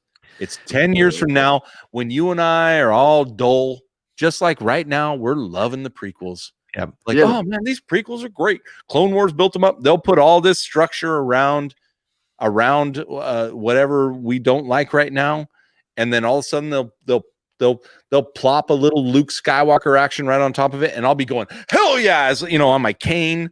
I'll be slapping the TV with the top of my cane, and I'll be stoked. But the one problem about that 10 years thing is that Sebastian Stan would be like too old by then. Would be like, well, hey, listen, they've been talking a lot about make Solo 2 happen. I think here's, and I hate to say this, and no offense to those that are riding that hashtag hard. But the fact that it wasn't announced yesterday, it's not happening. And because Alden Ehrenreich is about to be too old to be young Han Solo, it's not happening. It's done. We're going to get Lando. We may see him make a cameo or two in there, but Solo 2 ain't happening. And it could happen in 10 years, but it'll be a third Han Solo, I think, at that point, right? So I'm with you on that, Josh. And the other thing that I think was very interesting about yesterday was that we got no dates for anything. Really, no firm hard dates. And so, which show do you think we're going to see first? Here's what I think this was said while we were doing the live stream of kind of the announcement yesterday. I think that, and it wasn't us, but somebody else put it up. I think Bad Batch. Somebody put up like that is a ton of animation for a trailer. I think that's spring. I think April for that. Yep. I think that thing's out now. I think that thing's in the can. They're ready to throw it out there. They're doing some minor changes, maybe some canon connections, maybe some whatevers, voiceovers. That thing's inked. It's done. So I think that's our first experience. I think they said 2021 for Andor, didn't they? They did, but I was a little confused what they said. What was going to happen at Christmas of 2021? Was that Christmas of 2021? I heard, and I'm just recalling, was Mandalorian. So, which is stupid because we're going to get that in October or Christmas or whatever when Mandalorian season 3. But I don't know how they wouldn't overlap like a Kenobi or a and the movies, I think we're looking at 2023, 2024. I don't know. Dan, do you know anything about that? I mean, I don't know if you read any deeper than we did, but something came out today, I believe, that said Patty Jenkins' Rogue Squadron's movie. Why do we keep forgetting about that? Yeah. Supposed to come out in December of 2023 and 3. Okay. Yeah, so that's gonna be a long while. The rest, I think Kenobi's supposed to be out next year, if I'm not mistaken. And I think Kenobi's close too, because Kenobi might just be a 1-season shot, right? That's going to kind of be a well, and it's interesting. There's an interesting thing happening, and I was actually talking to David last night about this offline. It was one of the few times David and I talked, and we weren't creating content for the network. We were I was taking note of this is what we're seeing is, and I think pandemic is driving it. I think we're seeing that the way you tell stories has now officially shifted, because none of those shows other than Mandalorian have been talked about as being multiple seasons, right? Cassian, they talked about 12 episodes. That's it. We know Kenobi is 6 or 8 episodes, something along those lines. We don't know how long Bad Batch has. I mean, Bad Batch could be like Clone Wars, and since it's animated and you have a long runway of time, it could go for a very, very long time. But it feels like Acolyte is one season, or maybe even one movie. Like, we don't know. Isn't Acolyte a feature film? No, No, Is that kind of a like a Netflix Daredevil type of thing? It might be. It might be like a feature film on the network. Yeah. Yeah. Yep. But it's interesting because it's this way of telling stories now. Where, think about this: if we were 5 years ago, 1 year ago, the Disney drop for Star Wars would have been major movie in 2023, 24, 25, 26. Yeah. 4 movies. But Good now point. we've got 10 things to play with, and you're not doing a trilogy, right? You're doing here's your your Acolyte series or whatever it is, and that's a really interesting way to start to tell stories. And the Lando series, Lando is what I'm most excited. I like Squadron after Patty's little take that we saw on Twitter, where she's rollerblading, which is hilarious to me. That was great. She's rollerblading and it's on a runway, and she gets the back of her car. She basically undresses, which is funny. I don't know. I think she's taking off her flight suit to put on the X-Wing flight suit, which is great. Yeah. But that story to me, and I said this already, and I'll continue to say it, I was sold. I wasn't sold on Rogue Squadron. I was like, oh, cool. Okay. So we're gonna get some ancillary characters that are flying in X-Wings, and we're gonna see some cool dogfights, whatever. Or not even. I hadn't even gone to dogfights. It's gonna be something like internal X-Wing shit. Internal like barracks, conflict and crap. I'm like, okay, fine. But after I heard her commentary on why, and that her father served, and that her father died in the line of service, and that she wanted to make the most badass, fighter pilot movie ever. But she hadn't found the right one, and that's with freaking Top Gun Maverick coming out delayed. I was like, I'm in. And then she skates away to the X-Wing. 100%. Do you think that film is going to take place after Return of the Jedi or Rise of Skywalker? I think it's after Rise of Skywalker. And here's how I want it to start. I want it to have Wedge. I want it to feature Wedge. I want Wedge. I want Wedge and Nora to land after the Battle of Exegol. I want everybody to be excited that they beat the First Order and everybody's happy. But Wedge is looking for Snap. Wedge can't find Snap because Snap, Wexley, his stepson, Nora's son, was killed during the Battle of Exegol. And I want his death to mean something, and then have that launch whatever this story might be. Wow. What about Bones? What about Bones? We bring a Bones. Got some drawing pictures. Yeah. So, hey man. So, Dan, any last comments before I let Josh force push you out? He always makes me force push people out. I feel bad about it, but I might Sith lightning your ass out. Oh, wow. I mean, that's been a first. Sith That's lightning. Dude, so, Dan, how do you feel about? juicy. Let me ask you one last question before we let you go. How do you feel about your prediction about Luke showing up now after this week? Anything change? Honestly, we got one more episode, so That's right. we got one more episode plus a season. It's already booked. Yeah, I know. I'm just, again, Dan, can you not disagree? I mean, you can't disagree with the fact that this is just a great time to be a Star Wars fan. We got stuff. We're making crap up right now. We're just talking. We're like, oh, this might happen. Oh, this might happen. Exactly. Meanwhile, next Friday we get to see what actually happens. Spaceship 77. All right. Either way, it's going to be a good season finale for sure. Yeah. I'm not ready. I'm not mentally prepared. It'll be up to Oh, par. man. We're fine. Oh, hold on. No less than an hour.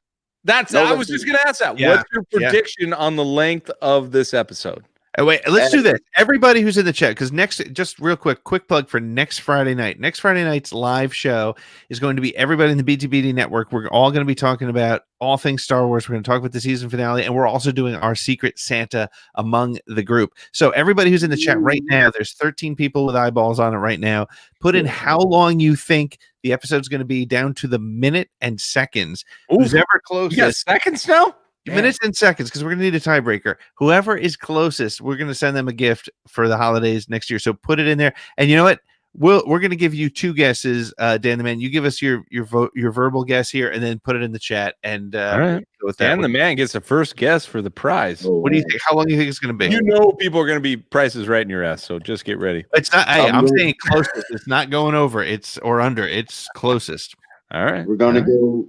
We're clocking in at 57 minutes and 15 seconds. Wow. 15. I like that. I like that a lot. The M with 57:15. I got it noted. All right. Someone put in 1 hour and 5 minutes. I know that's the price is right. They're going to just jump you, but Pete just declared that it'll just be closest up or down. So right, up or down. We don't have to come in at $1. We're not. We don't need that. All right, look, people are popping them in. We're good. All right, good. Pete, make sure you screenshot this. I'll never remember. Yeah, all right, Dan, Sith Lightning exit, and I want a good reaction. Okay, before I push you out, because it doesn't happen immediately. But like,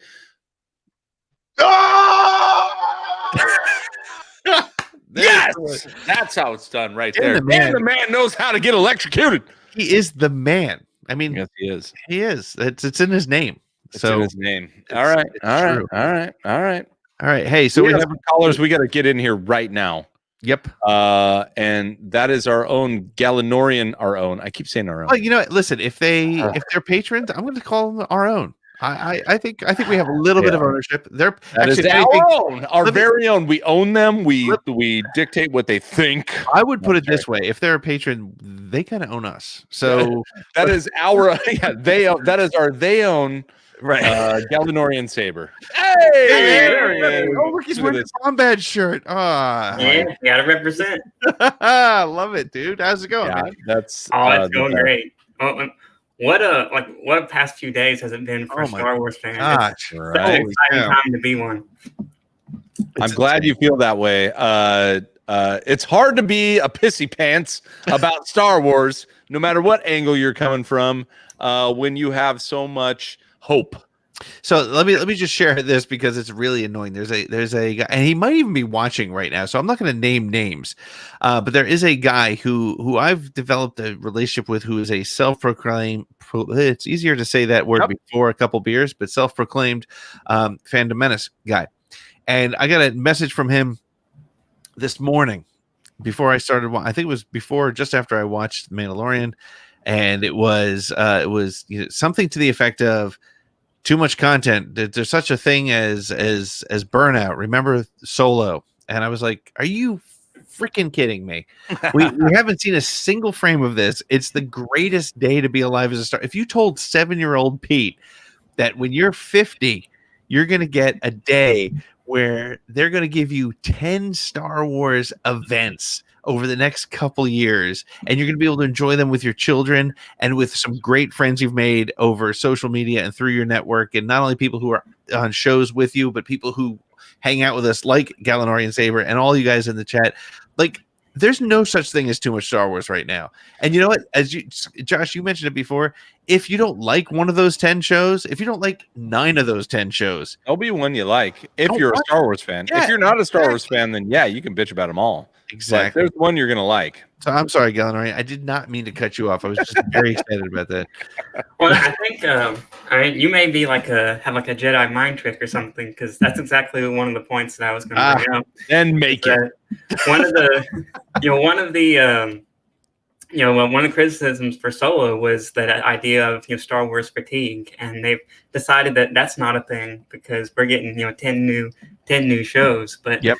I love the creativity they have with the titles of the shows. I mean, we have Ahsoka, Lando, Andor, They must have stayed up all night trying to think. They did. Good morning. You're exactly right. This show is about Ahsoka. What should we call it? Yeah, I don't know. I'm thinking Visions might be the only vague kind of description of what is happening. But that is a solid point. Well, you're right. It seems like you get one of two types of story titles for Star Wars movies. It's either Solo or Rogue One, which was said in the films, or you get super campy Return of the Jedi, or The Empire Strikes Back, or Attack of the Clones. So yeah. But I was actually, here's my hope, was that the Ahsoka show was going to be, or the Cassian show was going to be called Fulcrum. That's what I wanted. I wanted it to be called Fulcrum. But you know what? I'm fine with it. Andor's fine. We don't know what's going to happen. It's what the Mandalorian. I mean, yeah, Andor, Mandalorian. It should have been called The Child, to be honest with you. That would have been a better. But we'll see. All right, Saber, go on. You inspire us and we talk. So we'll shut up. You talk. It's a call-in show. Well, Andor is actually the one I'm most excited about for this upcoming slate. I mean, it's Rogue One is one of my favorite movies, and I think it explores a kind of the messiness that war can be. I mean, we talk about the question, sometimes, what would you believe in so much that you would die for, that you would give your life for? But you can go a step further and say, what would you what is something that you would believe in so much that you might, take a life for, or, go to that place for that. And, Cassian gives that speech, in the movie about how they've all done terrible things. They've all been assassins and saboteurs and all that. And so in order for, Luke Skywalker and Princess Leia to be able to save the day, that has to be built on the foundation of people who do these things. And I think that's a fascinating place to explore in a story, and so I'm very much looking forward to it. Saber, you have such good takes. That's such a great way to position it, because I think that, I mean, what we just experienced and talked about in the last Mandalorian episode, it's overlying tones that are larger than, but also dictate what's happening on the screen, and I think that's a good way to put it. Like Cassian, that's what I loved about Rogue One. Rogue One, I called it, and this is a very, a basic term, but I called it modern warfare Star Wars. Like at that point, like, because modern warfare is a game and it's entertainment, and so is Star Wars. But when I play modern warfare, let's say 5 years ago, whenever, that's how I felt. I was like, oh, so Rogue One made those distinctions between what we're doing is for our cause, but to get it done may not be always the best way. It may not be the most righteous, the most clean and hero, white, black villain, white hero, type of thing. And so I feel like, and by the way, that's like I wasn't talking about race, right? Jeez, sorry. I was talking about, just what Star Wars gives you. It gives you Luke in white and Vader in black. But it's not black and white. So I appreciate that so much. And I think that's what The Mandalorian did, especially this episode. I think hugely this episode. Bill Burr was a catalyst for that, to say, like, who are you to say what's right? So I'm very hopeful that I think Cassian Andor will give us that same kind of like making tough decisions. It's a 2-step forward, 1 step back type of scenario when you go into these plot lines. So I really am looking forward to that. And I think they come at the same time. I don't know if Lando and Andor will be relatively in the same time. We might see a crossover for that. That's a really good point. Right. Yeah. I mean, that series could conceivably, if we think about the timing of Solo, where are these Lando stories going to come in? That's a great point. Lando's my second, because just Danny Glover. I mean, I want as much Danny Glover as I can get. He was really good in his performance, and I think everyone's excited to see more of him and what he will do. Well, if you can see him like outside of like obviously the movie was Solo, right? So we had to get the Solo character up there in the front of the screen, but he kind of stole it, and he had to steal it like holding back. I feel so. I'm looking forward to like what is. But hold on, let's go down. I need to say you mean Donald Glover because Danny Glover is going to be dad. How freaking old I am. Oh man, I'm too old for this shit. Danny Glover. Yeah, there you go. It up. He hits it out. Yeah. Nice. All right. So can you believe that, Pete? For Pete's sakes. For Pete's sakes. Two puns, two pickups. You are good. You are good, my friend. I'm gonna eject myself. I'm gonna force lightning. Push yourself out. Yeah, Donald Glover, who is a fantastic performer. That's because with Corey Glover, the singer from Living Color. All right, knock it off. I'm trying hard here. I gotta remember one goddamn name. It's Donald Glover. He's just a fantastic actor. He's a fantastic performer. I love Childish Gambino stuff. I really do. I mean, This Is America is one of my favorite. Like me and my daughters danced to that. Like I dad danced, which is like this, and my daughters did it right. And I think he's awesome. He was awesome in that show. What I was trying to say is I think he backseated a little bit to the plot, and I would love to see him come to the forefront and do what he does. He's a great actor. So, I mean, come on. What was that show? Community. I mean, come on. He's fantastic in that. He yuck trips over stuff all the time.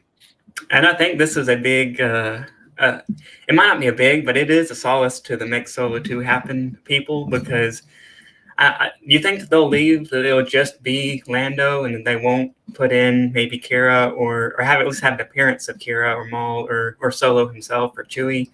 I think it's going to focus on Lando, but I don't think they're going to resist. I'm not sure how long the series is going to be. I don't remember how many episodes they said it would be. But yeah, well, I think there's an opportunity for connection, right? I mean, if nothing else, Solo gets credit for screwing over Kira and Maul, but Lando was part of that too, so he's going to be in that. And again, I always think about. I don't know if you read the story in From a Certain Point of View by Brittany Williams, where she has Lando come back onto the Falcon and just have the memories of being there, and think about the scene in Empire Strikes Back where he's like, Lando's not a man, he's a system, or not a system, he's a man, and there was definitely, I think we walked out of Solo feeling like, sure, he won the ship from him, and they had that little adventure, but there was more adventure between the two of them than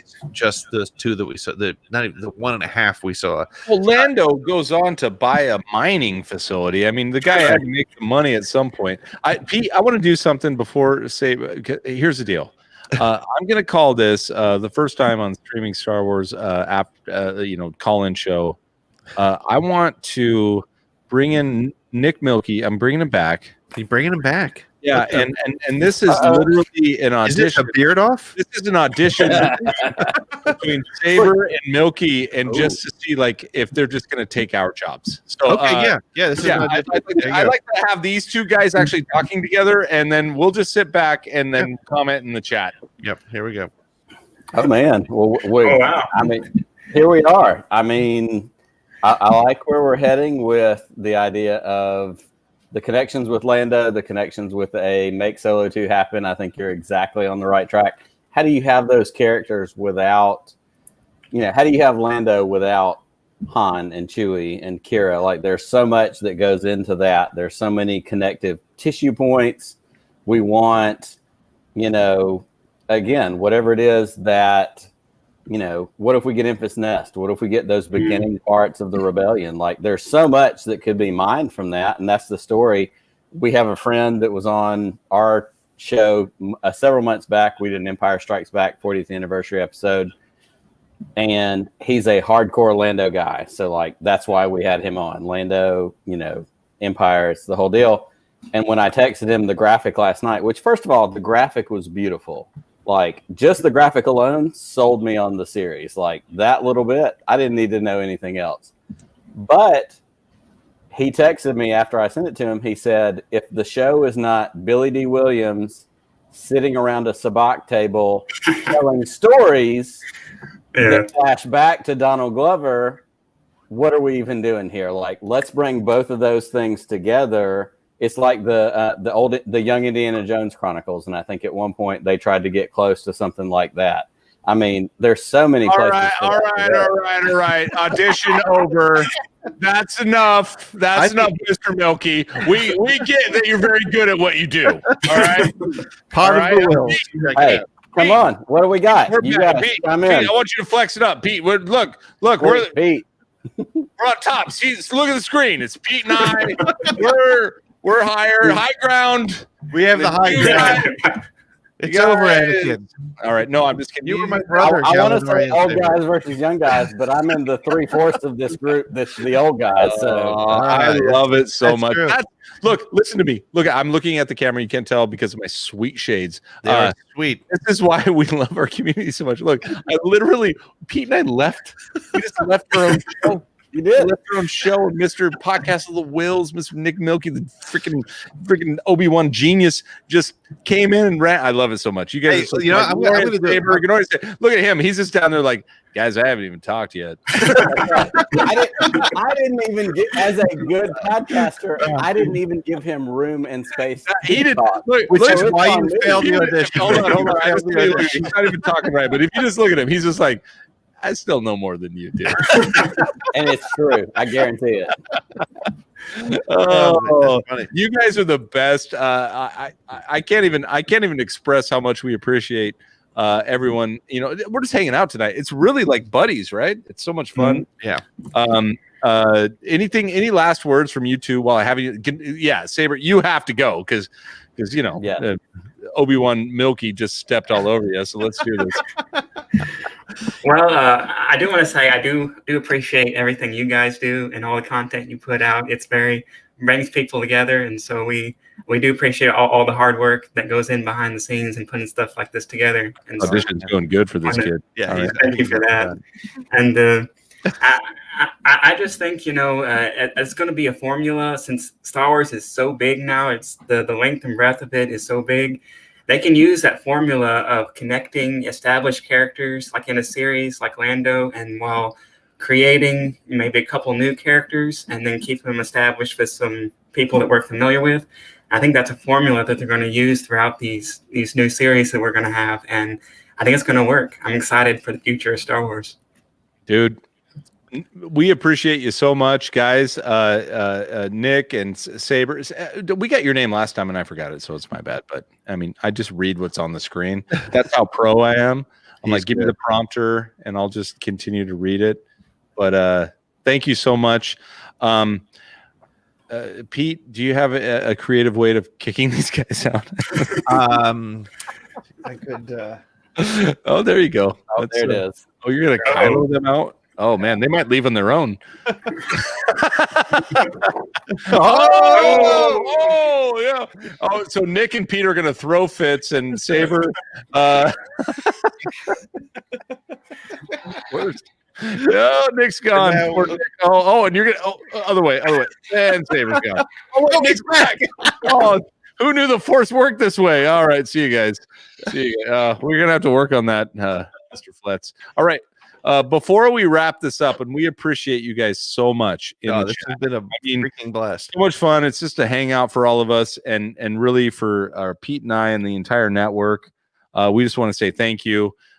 You guys chose to be with us tonight and talk about this and have fun. And it, I don't know. It makes me emotional. So speaking of emotional, yeah, we have one final caller. Yes, we do. I'm just gonna let it happen, Pete.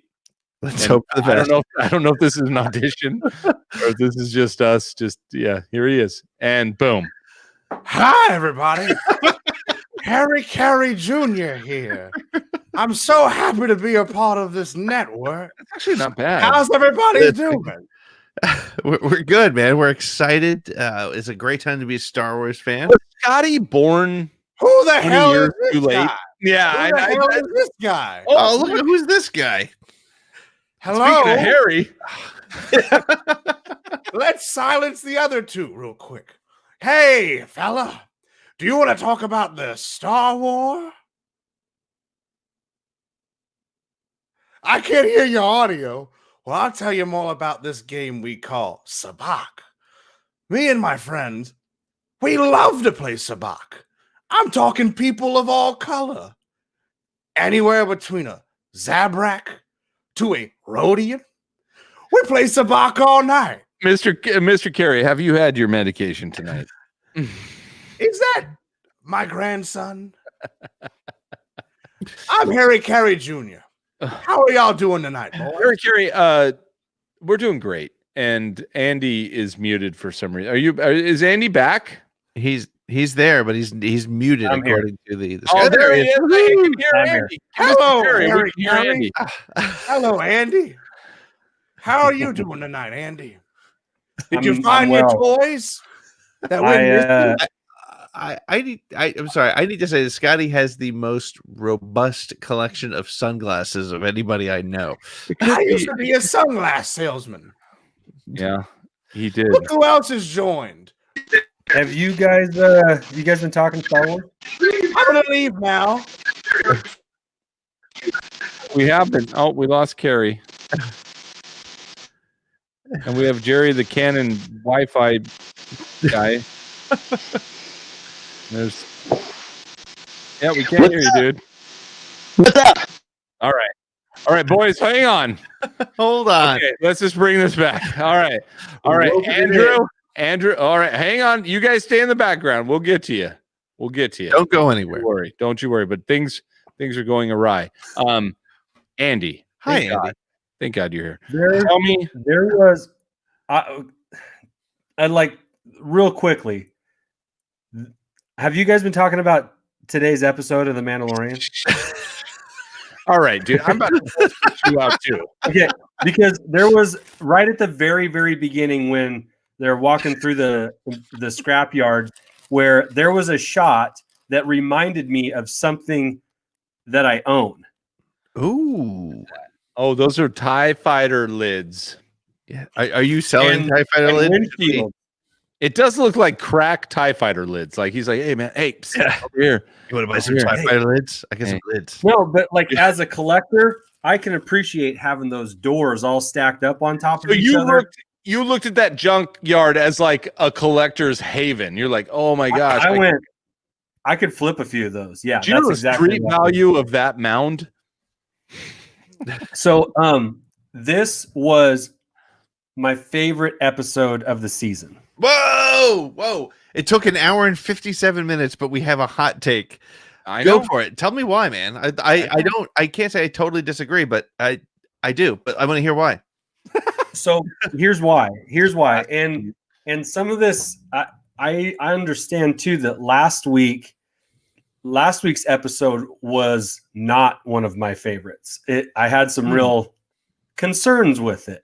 But I will say that this episode kind of washed away some of the problems that I had with the last episode. And that primarily had to do with Din's character. In the last episode, he made all the wrong decisions and he was the chump that needed to be saved by Boba Fett. And Boba Fett came in as the personality, as the enforcer, as the driving force in that episode. And I thought, okay, this is the Mandalorian. And I was a little worried that with just a couple episodes to go, that the focus was going to shift from one Mandalorian to Boba Fett.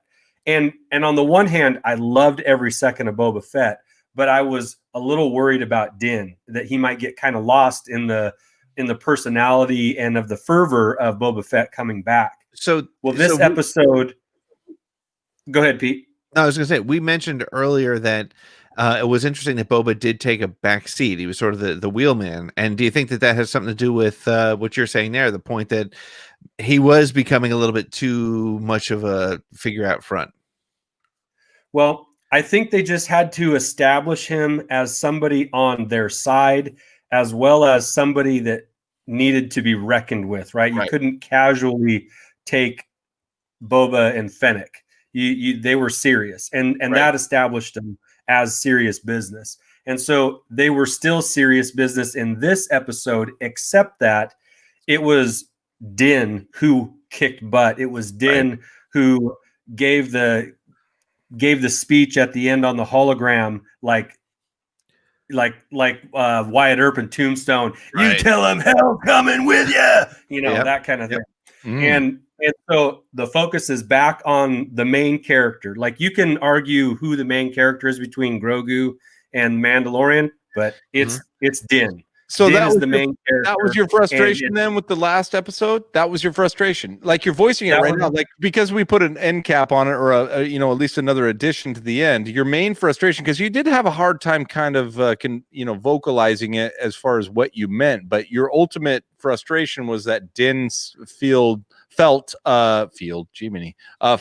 like he was a little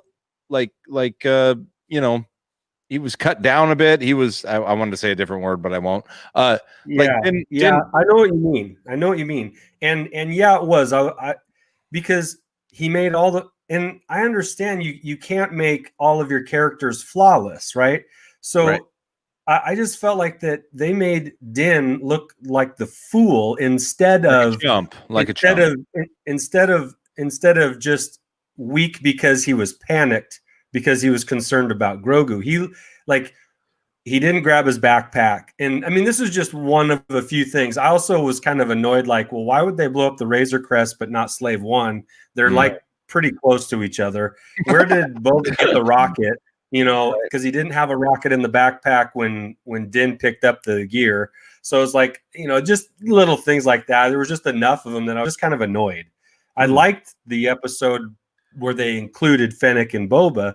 But you're saying this one made you feel better about that, because you can probably, because of this episode, you saw that Din is still the Mandalorian, quote unquote, and he had dad brain. Dad brain is the explanation. So Din not only grabbed the spotlight back to main character status, but he even took a few steps forward. Now, him fighting on the transport, tank or whatever they want to call that, the 10-wheeler, that was cool. That was really cool to see him kick butt like that. And in a time when he was extremely vulnerable, I got a text. He was extremely vulnerable. Blood pressure medicine.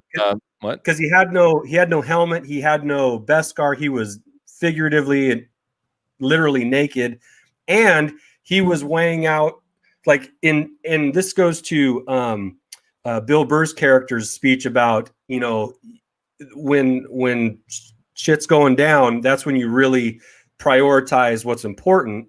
And you could see him weigh like the creed or the child, and he chose the child pretty, like, we're going to do this. He tried to keep both, but when it came right down to it, he chose the child. And that was great to see. I think we kind of knew at some point there was going to be a moment where he had to do this, and they handled it perfectly. He took control. He's got the reins again. He's calling the shots, and he's coming after Gideon, and I loved it. Yeah. Well, and I think that's a really great point. I think there were two things that came from, and again, one of them was mentioned earlier. One of the two things that came from that the hologram scene. One was exactly what you said. Suddenly he's like, all right, I'm done with this. We're coming for you. And I love the Tombstone reference, not just because of this, but also because of the couple episodes ago with Bean, and I thought that was great. The second thing is, it also brought the emotion. All of a sudden, what I got from this episode, and it's funny, when people call filler episodes, what people call episodes that are this doesn't move the plot along. This moved the plot along probably more than potentially than any other episode this season by bringing up that point, and just, you can hear the emotion in Pedro Pascal's acting here, where he's like, again, I said it before, when he says it means more to me than you'll ever know. I mean, suddenly, like, guys, like, I felt like I had that dad feeling there, like, you don't mess with my kids, because I am going to kill you if you touch my kid. And that was so much more meaningful when Din said it than when Gideon said it. Like Right. Gideon was out of it just possessive. it hammered home, and it was so good. Pete, you're absolutely right. Scotty, you got a take. I saw you raising your hand. Take You it. know, here I am, and I'm happy to be here. I don't know what Viral, happened. viral sensation. Scotty, it looked like your studio got taken over by a bunch of crazy idiots. Yeah, this is what Oh. happens when you become a viral sensation. So with that being said, there we go, Voodoo Squad. I want to say this, okay? This episode, like to reiterate my point earlier, Tarantino-esque, and I failed to mention that last dialogue, that very last moment where he is like, he is mine. I'm going to get him, and I'm going to come take him from you as fast as I can. I think this is the first time we saw Gideon with vulnerability. Yeah. That face said it all. Now, if we can end this stream in this way, I think it'd be a great way to kind of tie it all together. What are we expecting from this final episode? Is it going to be a big team up? Are we going to see Bo come back? Yes. Is Ahsoka going to come back? Okay. We know that Beskar spear, that thing ain't been used yet. All right. That thing was definitely a plot point for a reason. All right. So let's get some predictions in here. People in the chat, submit what you're going to think is going to happen. 2 or 3 sentences will be fine because this episode has a lot of weight on it.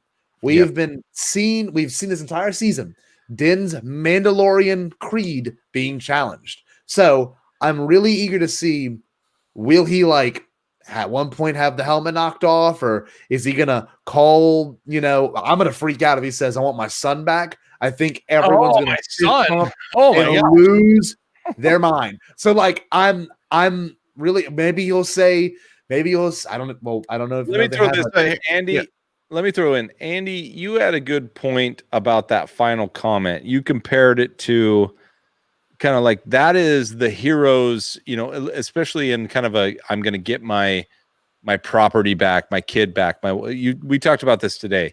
You compared that. What other movie did you compare that to? Where it's like I'm coming for you. I mean, I did Taken, but you had another one which was interesting to me. Well, there were 2 more, and it's a movie trope at times where the hero will repeat back the villain's words and use them against him.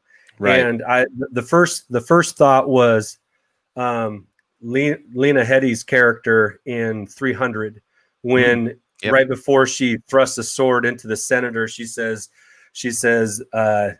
this won't be short. You will not like it. I am not your queen. And it basically mirrors what the guy who, basically assaulted her in her own home, what he said to her, this will not be short. You will not enjoy this. I am not your king, but she speaks it back to him right before she exacts her revenge. And Luke Skywalker said it in The Last Jedi too, to Kylo Ren on Crate, on Crate, when he says,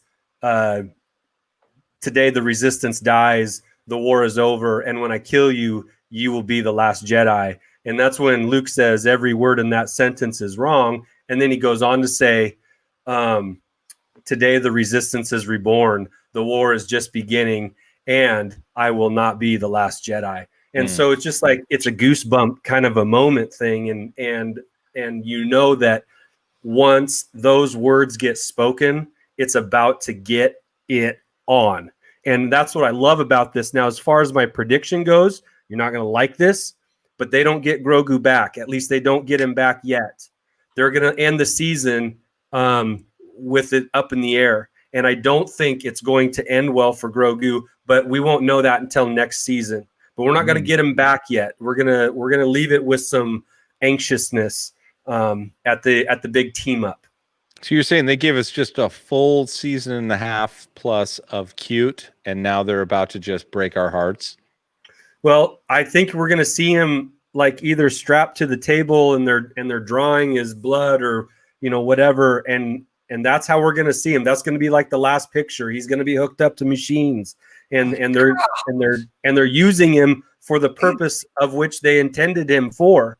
And that's to draw the midichlorians out. I can see him being hooked up to machines in a sort of way as Echo in Clone Wars, and he gets rescued and he gets pulled off, and it just makes it that much more dramatic. So I'll give you my prediction, and then I also want to throw out a crazy idea that David Drennan from As Father and Son and I were talking about earlier today. But here's my prediction for the way this season ends. This season ends with Bo-Katan. It ends with Boba Fett, and it ends with Din Djarin. 3 Mandalorians going and taking the child back. It ends with it will not end with the Darksaber in Bo-Katan's hands, I don't think. I'm not sure on that, but I do feel like they're going to fight for it. But I gave my prediction earlier that the last scene will be Din Djarin finally recognizing that his creed is not right. He's hanging out with 2 Mandalorians that take off their helmets at all times, and he's going to take off his helmet, and he's going to have a moment with Grogu without his helmet on, and that's going to be the last picture of this episode. The crazy, like head to head with them, like I missed you, buddy. It's going to be okay, and they're going to eyes are going to be closed, and we're all going to sweet. We're all going to cry. We're all going to. Grogu's going to just slip a thermal detonator out of his pocket, kill him. But here's the crazy thought. So, and I know we're running long here, but this I love this concept because I was thinking it, and then David Drennan said it, and I was like, okay, I'm not alone in this. There's been 2 moments where we have heard Kylo Ren's theme in this series or this season. One was when we saw the Snokes in a bottle, and what's the hell's his name? Pershing. Right. So Pershing is giving the message, and in the message he says that the child the child was too small. We weren't able to pull enough whatever out of it that we needed blood, whatever he said. Yes. The second time we hear the Kylo Ren theme is when the child is just beating the crap out of stormtroopers in front of Gideon. So we've now heard the Kylo Ren theme twice. What if, and this would blow the Blue Butterfly Brigade out of the water. What if the triple Bs will not be pushed aside? The triple Bs will not be able to sit still. What if Pershing wasn't referencing the child in episode whatever that was with the Imperial base with the Snokes in a bottle? What if he was referencing Ben Solo, and they weren't able to take enough of the count from him? And because at the end of the last episode, Gideon says, we have the donor. What if now they went looking for Grogu because they weren't able to get what they needed from young 5-year-old Ben Solo? Damn. And what if Ben Solo was the genesis of Snoke, who ended up messing with his head for all those years? Just a crazy. That'd be a real mind F. There would be the triple B. I just like throwing out that. We're going all across the butterfly, the Blue Butterfly Brigade. Brigade. I'm gonna make a T-shirt before you do, Pete. All right, Scotty. That's cool.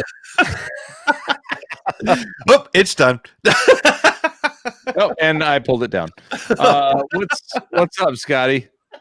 My big theory. Okay, now Pete, you're just pretty good fan fiction, I will say. All right, it's all good. No, I'm not messing with you. No, but in all seriousness, there's one thing that has to be discussed here is the fact that Gideon has the Darksaber. We've got 3 different Mandalorians. We got one who wants the Darksaber, one who might not care, Boba Fett, and then the third one who's a loyalist. If Gideon raises that saber, is Din gonna go, oh my God, that's if they are the ruler of Mandalore, do I get one knee for them, right? Bo-Katan's gonna want that thing back. A little Game of Thrones bend the knee action. What if they find a way to do this? Now, there's a lot. What if they find a way to make it to where Bo-Katan's like, you either need to give up the child and I get the Darksaber because you are true to this creed. Then he makes 2 enemies out of this situation. He steals the child, somehow gets off, and him and Fett and Finnick go on their own little adventure with Cara Dune, right? So then we've got 2 different factions, both Gideon and Bo-Katan to go after him, right? What if this series turns Bo-Katan into a bad guy, is what you're saying? Yes, But she positioned herself a little off color. She was like, "Look, I'll kick your ass, but if you help me right now, then you're fine." I mean, she was not like pure. Not at all. And that goes to a thing that I've been saying for a little bit. The show is called The Mandalorian.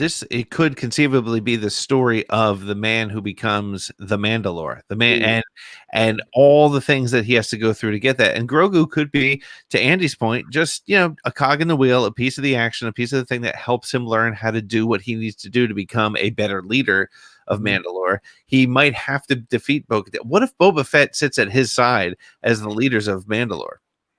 Which could see that's why I think Grogu doesn't have to necessarily make it through this. This could be the thing that turns Din into, because to be a good leader, there's always something that burns and drives a leader to be that leader that maybe they never thought they could be before, and maybe losing the kid is the thing that propels him into season 3, season 4, season 5, but then I say that, as soon as I say that, I realize that The Mandalorian, when I go to Disney Plus, is going to be right there next to Mulan, and it's going to be right there next to Winnie the Pooh and live action mermaid, Little Mermaid. And so it's like, that's pretty dark for something on Disney Plus. So I don't believe that. The child.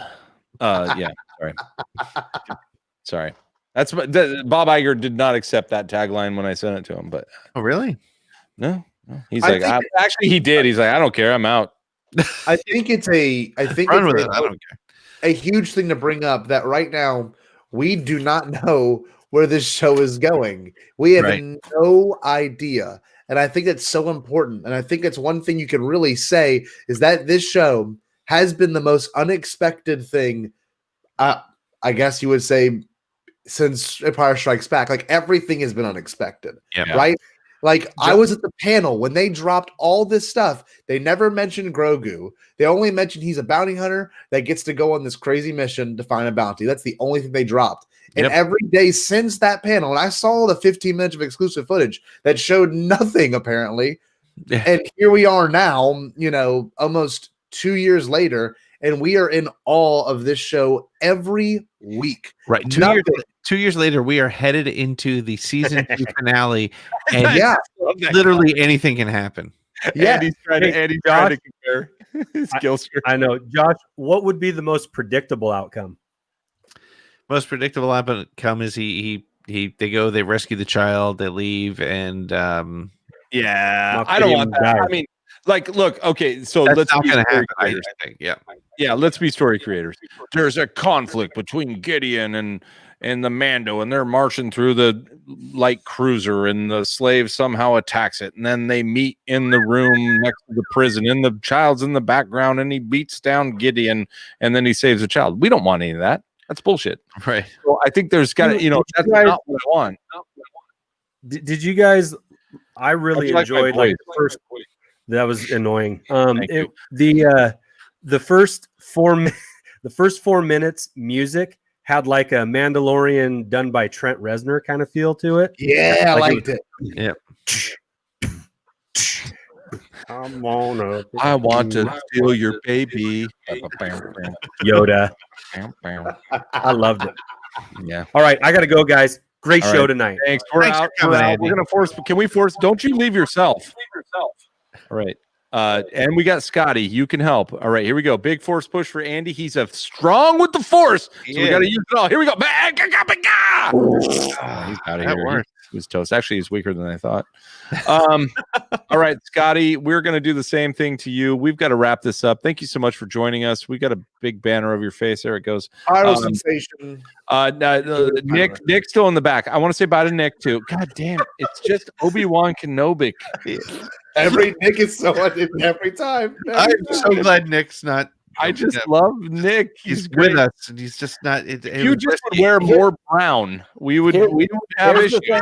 Next week, if he wears brown, we could introduce him as exclusive guest Ewan McGregor. This looks really good. All right, Nick, go ahead. And I'll do that for you. Also, the fact that I'm still here is pure laziness. It was easier And I texted this in the private chat. It was easier for me to just hang out here and watch than to jump back to YouTube. I see. Thank you for letting me do that. All right, let's get him out of here. See you, Obi. Bye-bye. Bye-bye. All right, Mr. J. Rowe, thank you so much. Where can people find you if they want to find you? Oh, you have one more statement. I got a killer interview tomorrow coming out with John Knowles talking about right and how much it relates to the fact that he, and I would say this with all honesty, he was the one that developed the true backstory of Chester Muriel. Careful. Chester Muriel that was mentioned on the what do you call it? The chain code. Yep. So that is mentioned. You're giving him chain code cred? Chain code cred is what John gets. All right. I like it. He made the connection. Go prove it. Go prove it. You'll watch it tomorrow. Check out Bombad tomorrow. Yep. And check out the reaction video that David edited. He did a beautiful job. It really is so perfect. David is probably one of the best editors I've seen. But with that being said, if you didn't shout, it wouldn't have happened. So yeah, and give Gannon. Why don't you give Gannon, who just dropped us a little super chat? Why don't you give Gannon your best Scotty J. Rowe reaction to his super chat? Here it comes. All right, here we go. Patrick and I have been good friends for about 4 years now. Yeah. Give me your best reaction to that super chat. Yes! Yes! There we go! That's how we do it! There we go, Pat! You're the man, baby! Stay Bombad. Is that not that's it? I think you know what, I might super chat so I can get a Scotty response. That was wild. It does make me question his sincerity on the last reactions. Well, because you know what, he pulled that directly out of his Walmart pajama pants. He did, but all right, but it's $4.99. I mean, that's not a bad price to pay for somebody that makes you feel that, right, Gannon? Gannon, you feel pretty good right now. I feel good, and I didn't pay anything. So that's how we do it. Yeah, he's back. All right. Thank you so much. Thank you so much for joining us, Pete, Mr. Fletzer. Wow. Look, we went off the rails. Wow. I expected that. We expected that. We actually talked about it before. It's like, look, let's just keep it relaxed. Let's keep it open. We brought in some amazing guests, some chatters, some callers. I don't know what to call them. Just some geniuses, I guess. I think it was mostly geniuses. Yes. They came in, they joined us. We talked a lot about what we all are thinking about. And you know what's funny? I don't think we're done. I don't think we're done at all. We have next week. Right, Pete? We got next week. Yeah, like I said, next week we might slow down for a minute, but then we got to dive right into all the crap that's going to hit us in the following quarter, right? And like I said, a quick plug for next week. You're gonna have your streaming Star Wars reaction in the morning, I think, as you do. And then we're going to do this show again live next week. And like I said, it's going to be the holiday special for the Beyond the Blast Doors Network. We're going to have all of your Beyond the Blast Doors hosts. We're going to have David, Arzu. Hopefully, Jerry will get his Wi-Fi fixed. We'll have.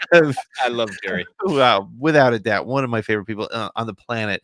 We'll have both you crazy Holo Chronicles kids. We'll have who am I leaving out? I'm leaving out. We got Shannon. Shannon. We'll see if we can all make it. We can all make it. So it'll be great. Yeah. So we're all going to be there, and we're gonna talk about the finale of guaranteed to blow our minds. At this point, I have no expectation because I have no idea what we're going to get. And we all, as a network, we all sort of did a little Secret Santa thing. So we're going to open up some gifts for one another. And perhaps we'll even have some gifts for those of you hanging out with us in the chat. We might. All right. Thank you for joining us on this streaming Star Wars where we talked about everything. We literally did. Everything. Yeah. We'll see you guys soon.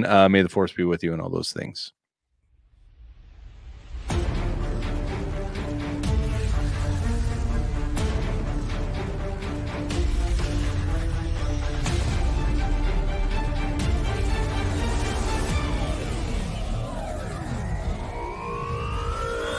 I am Bo-Katan, Clan Kryze. I was born on Mandalorian plot in the Purge. I am the last of my line.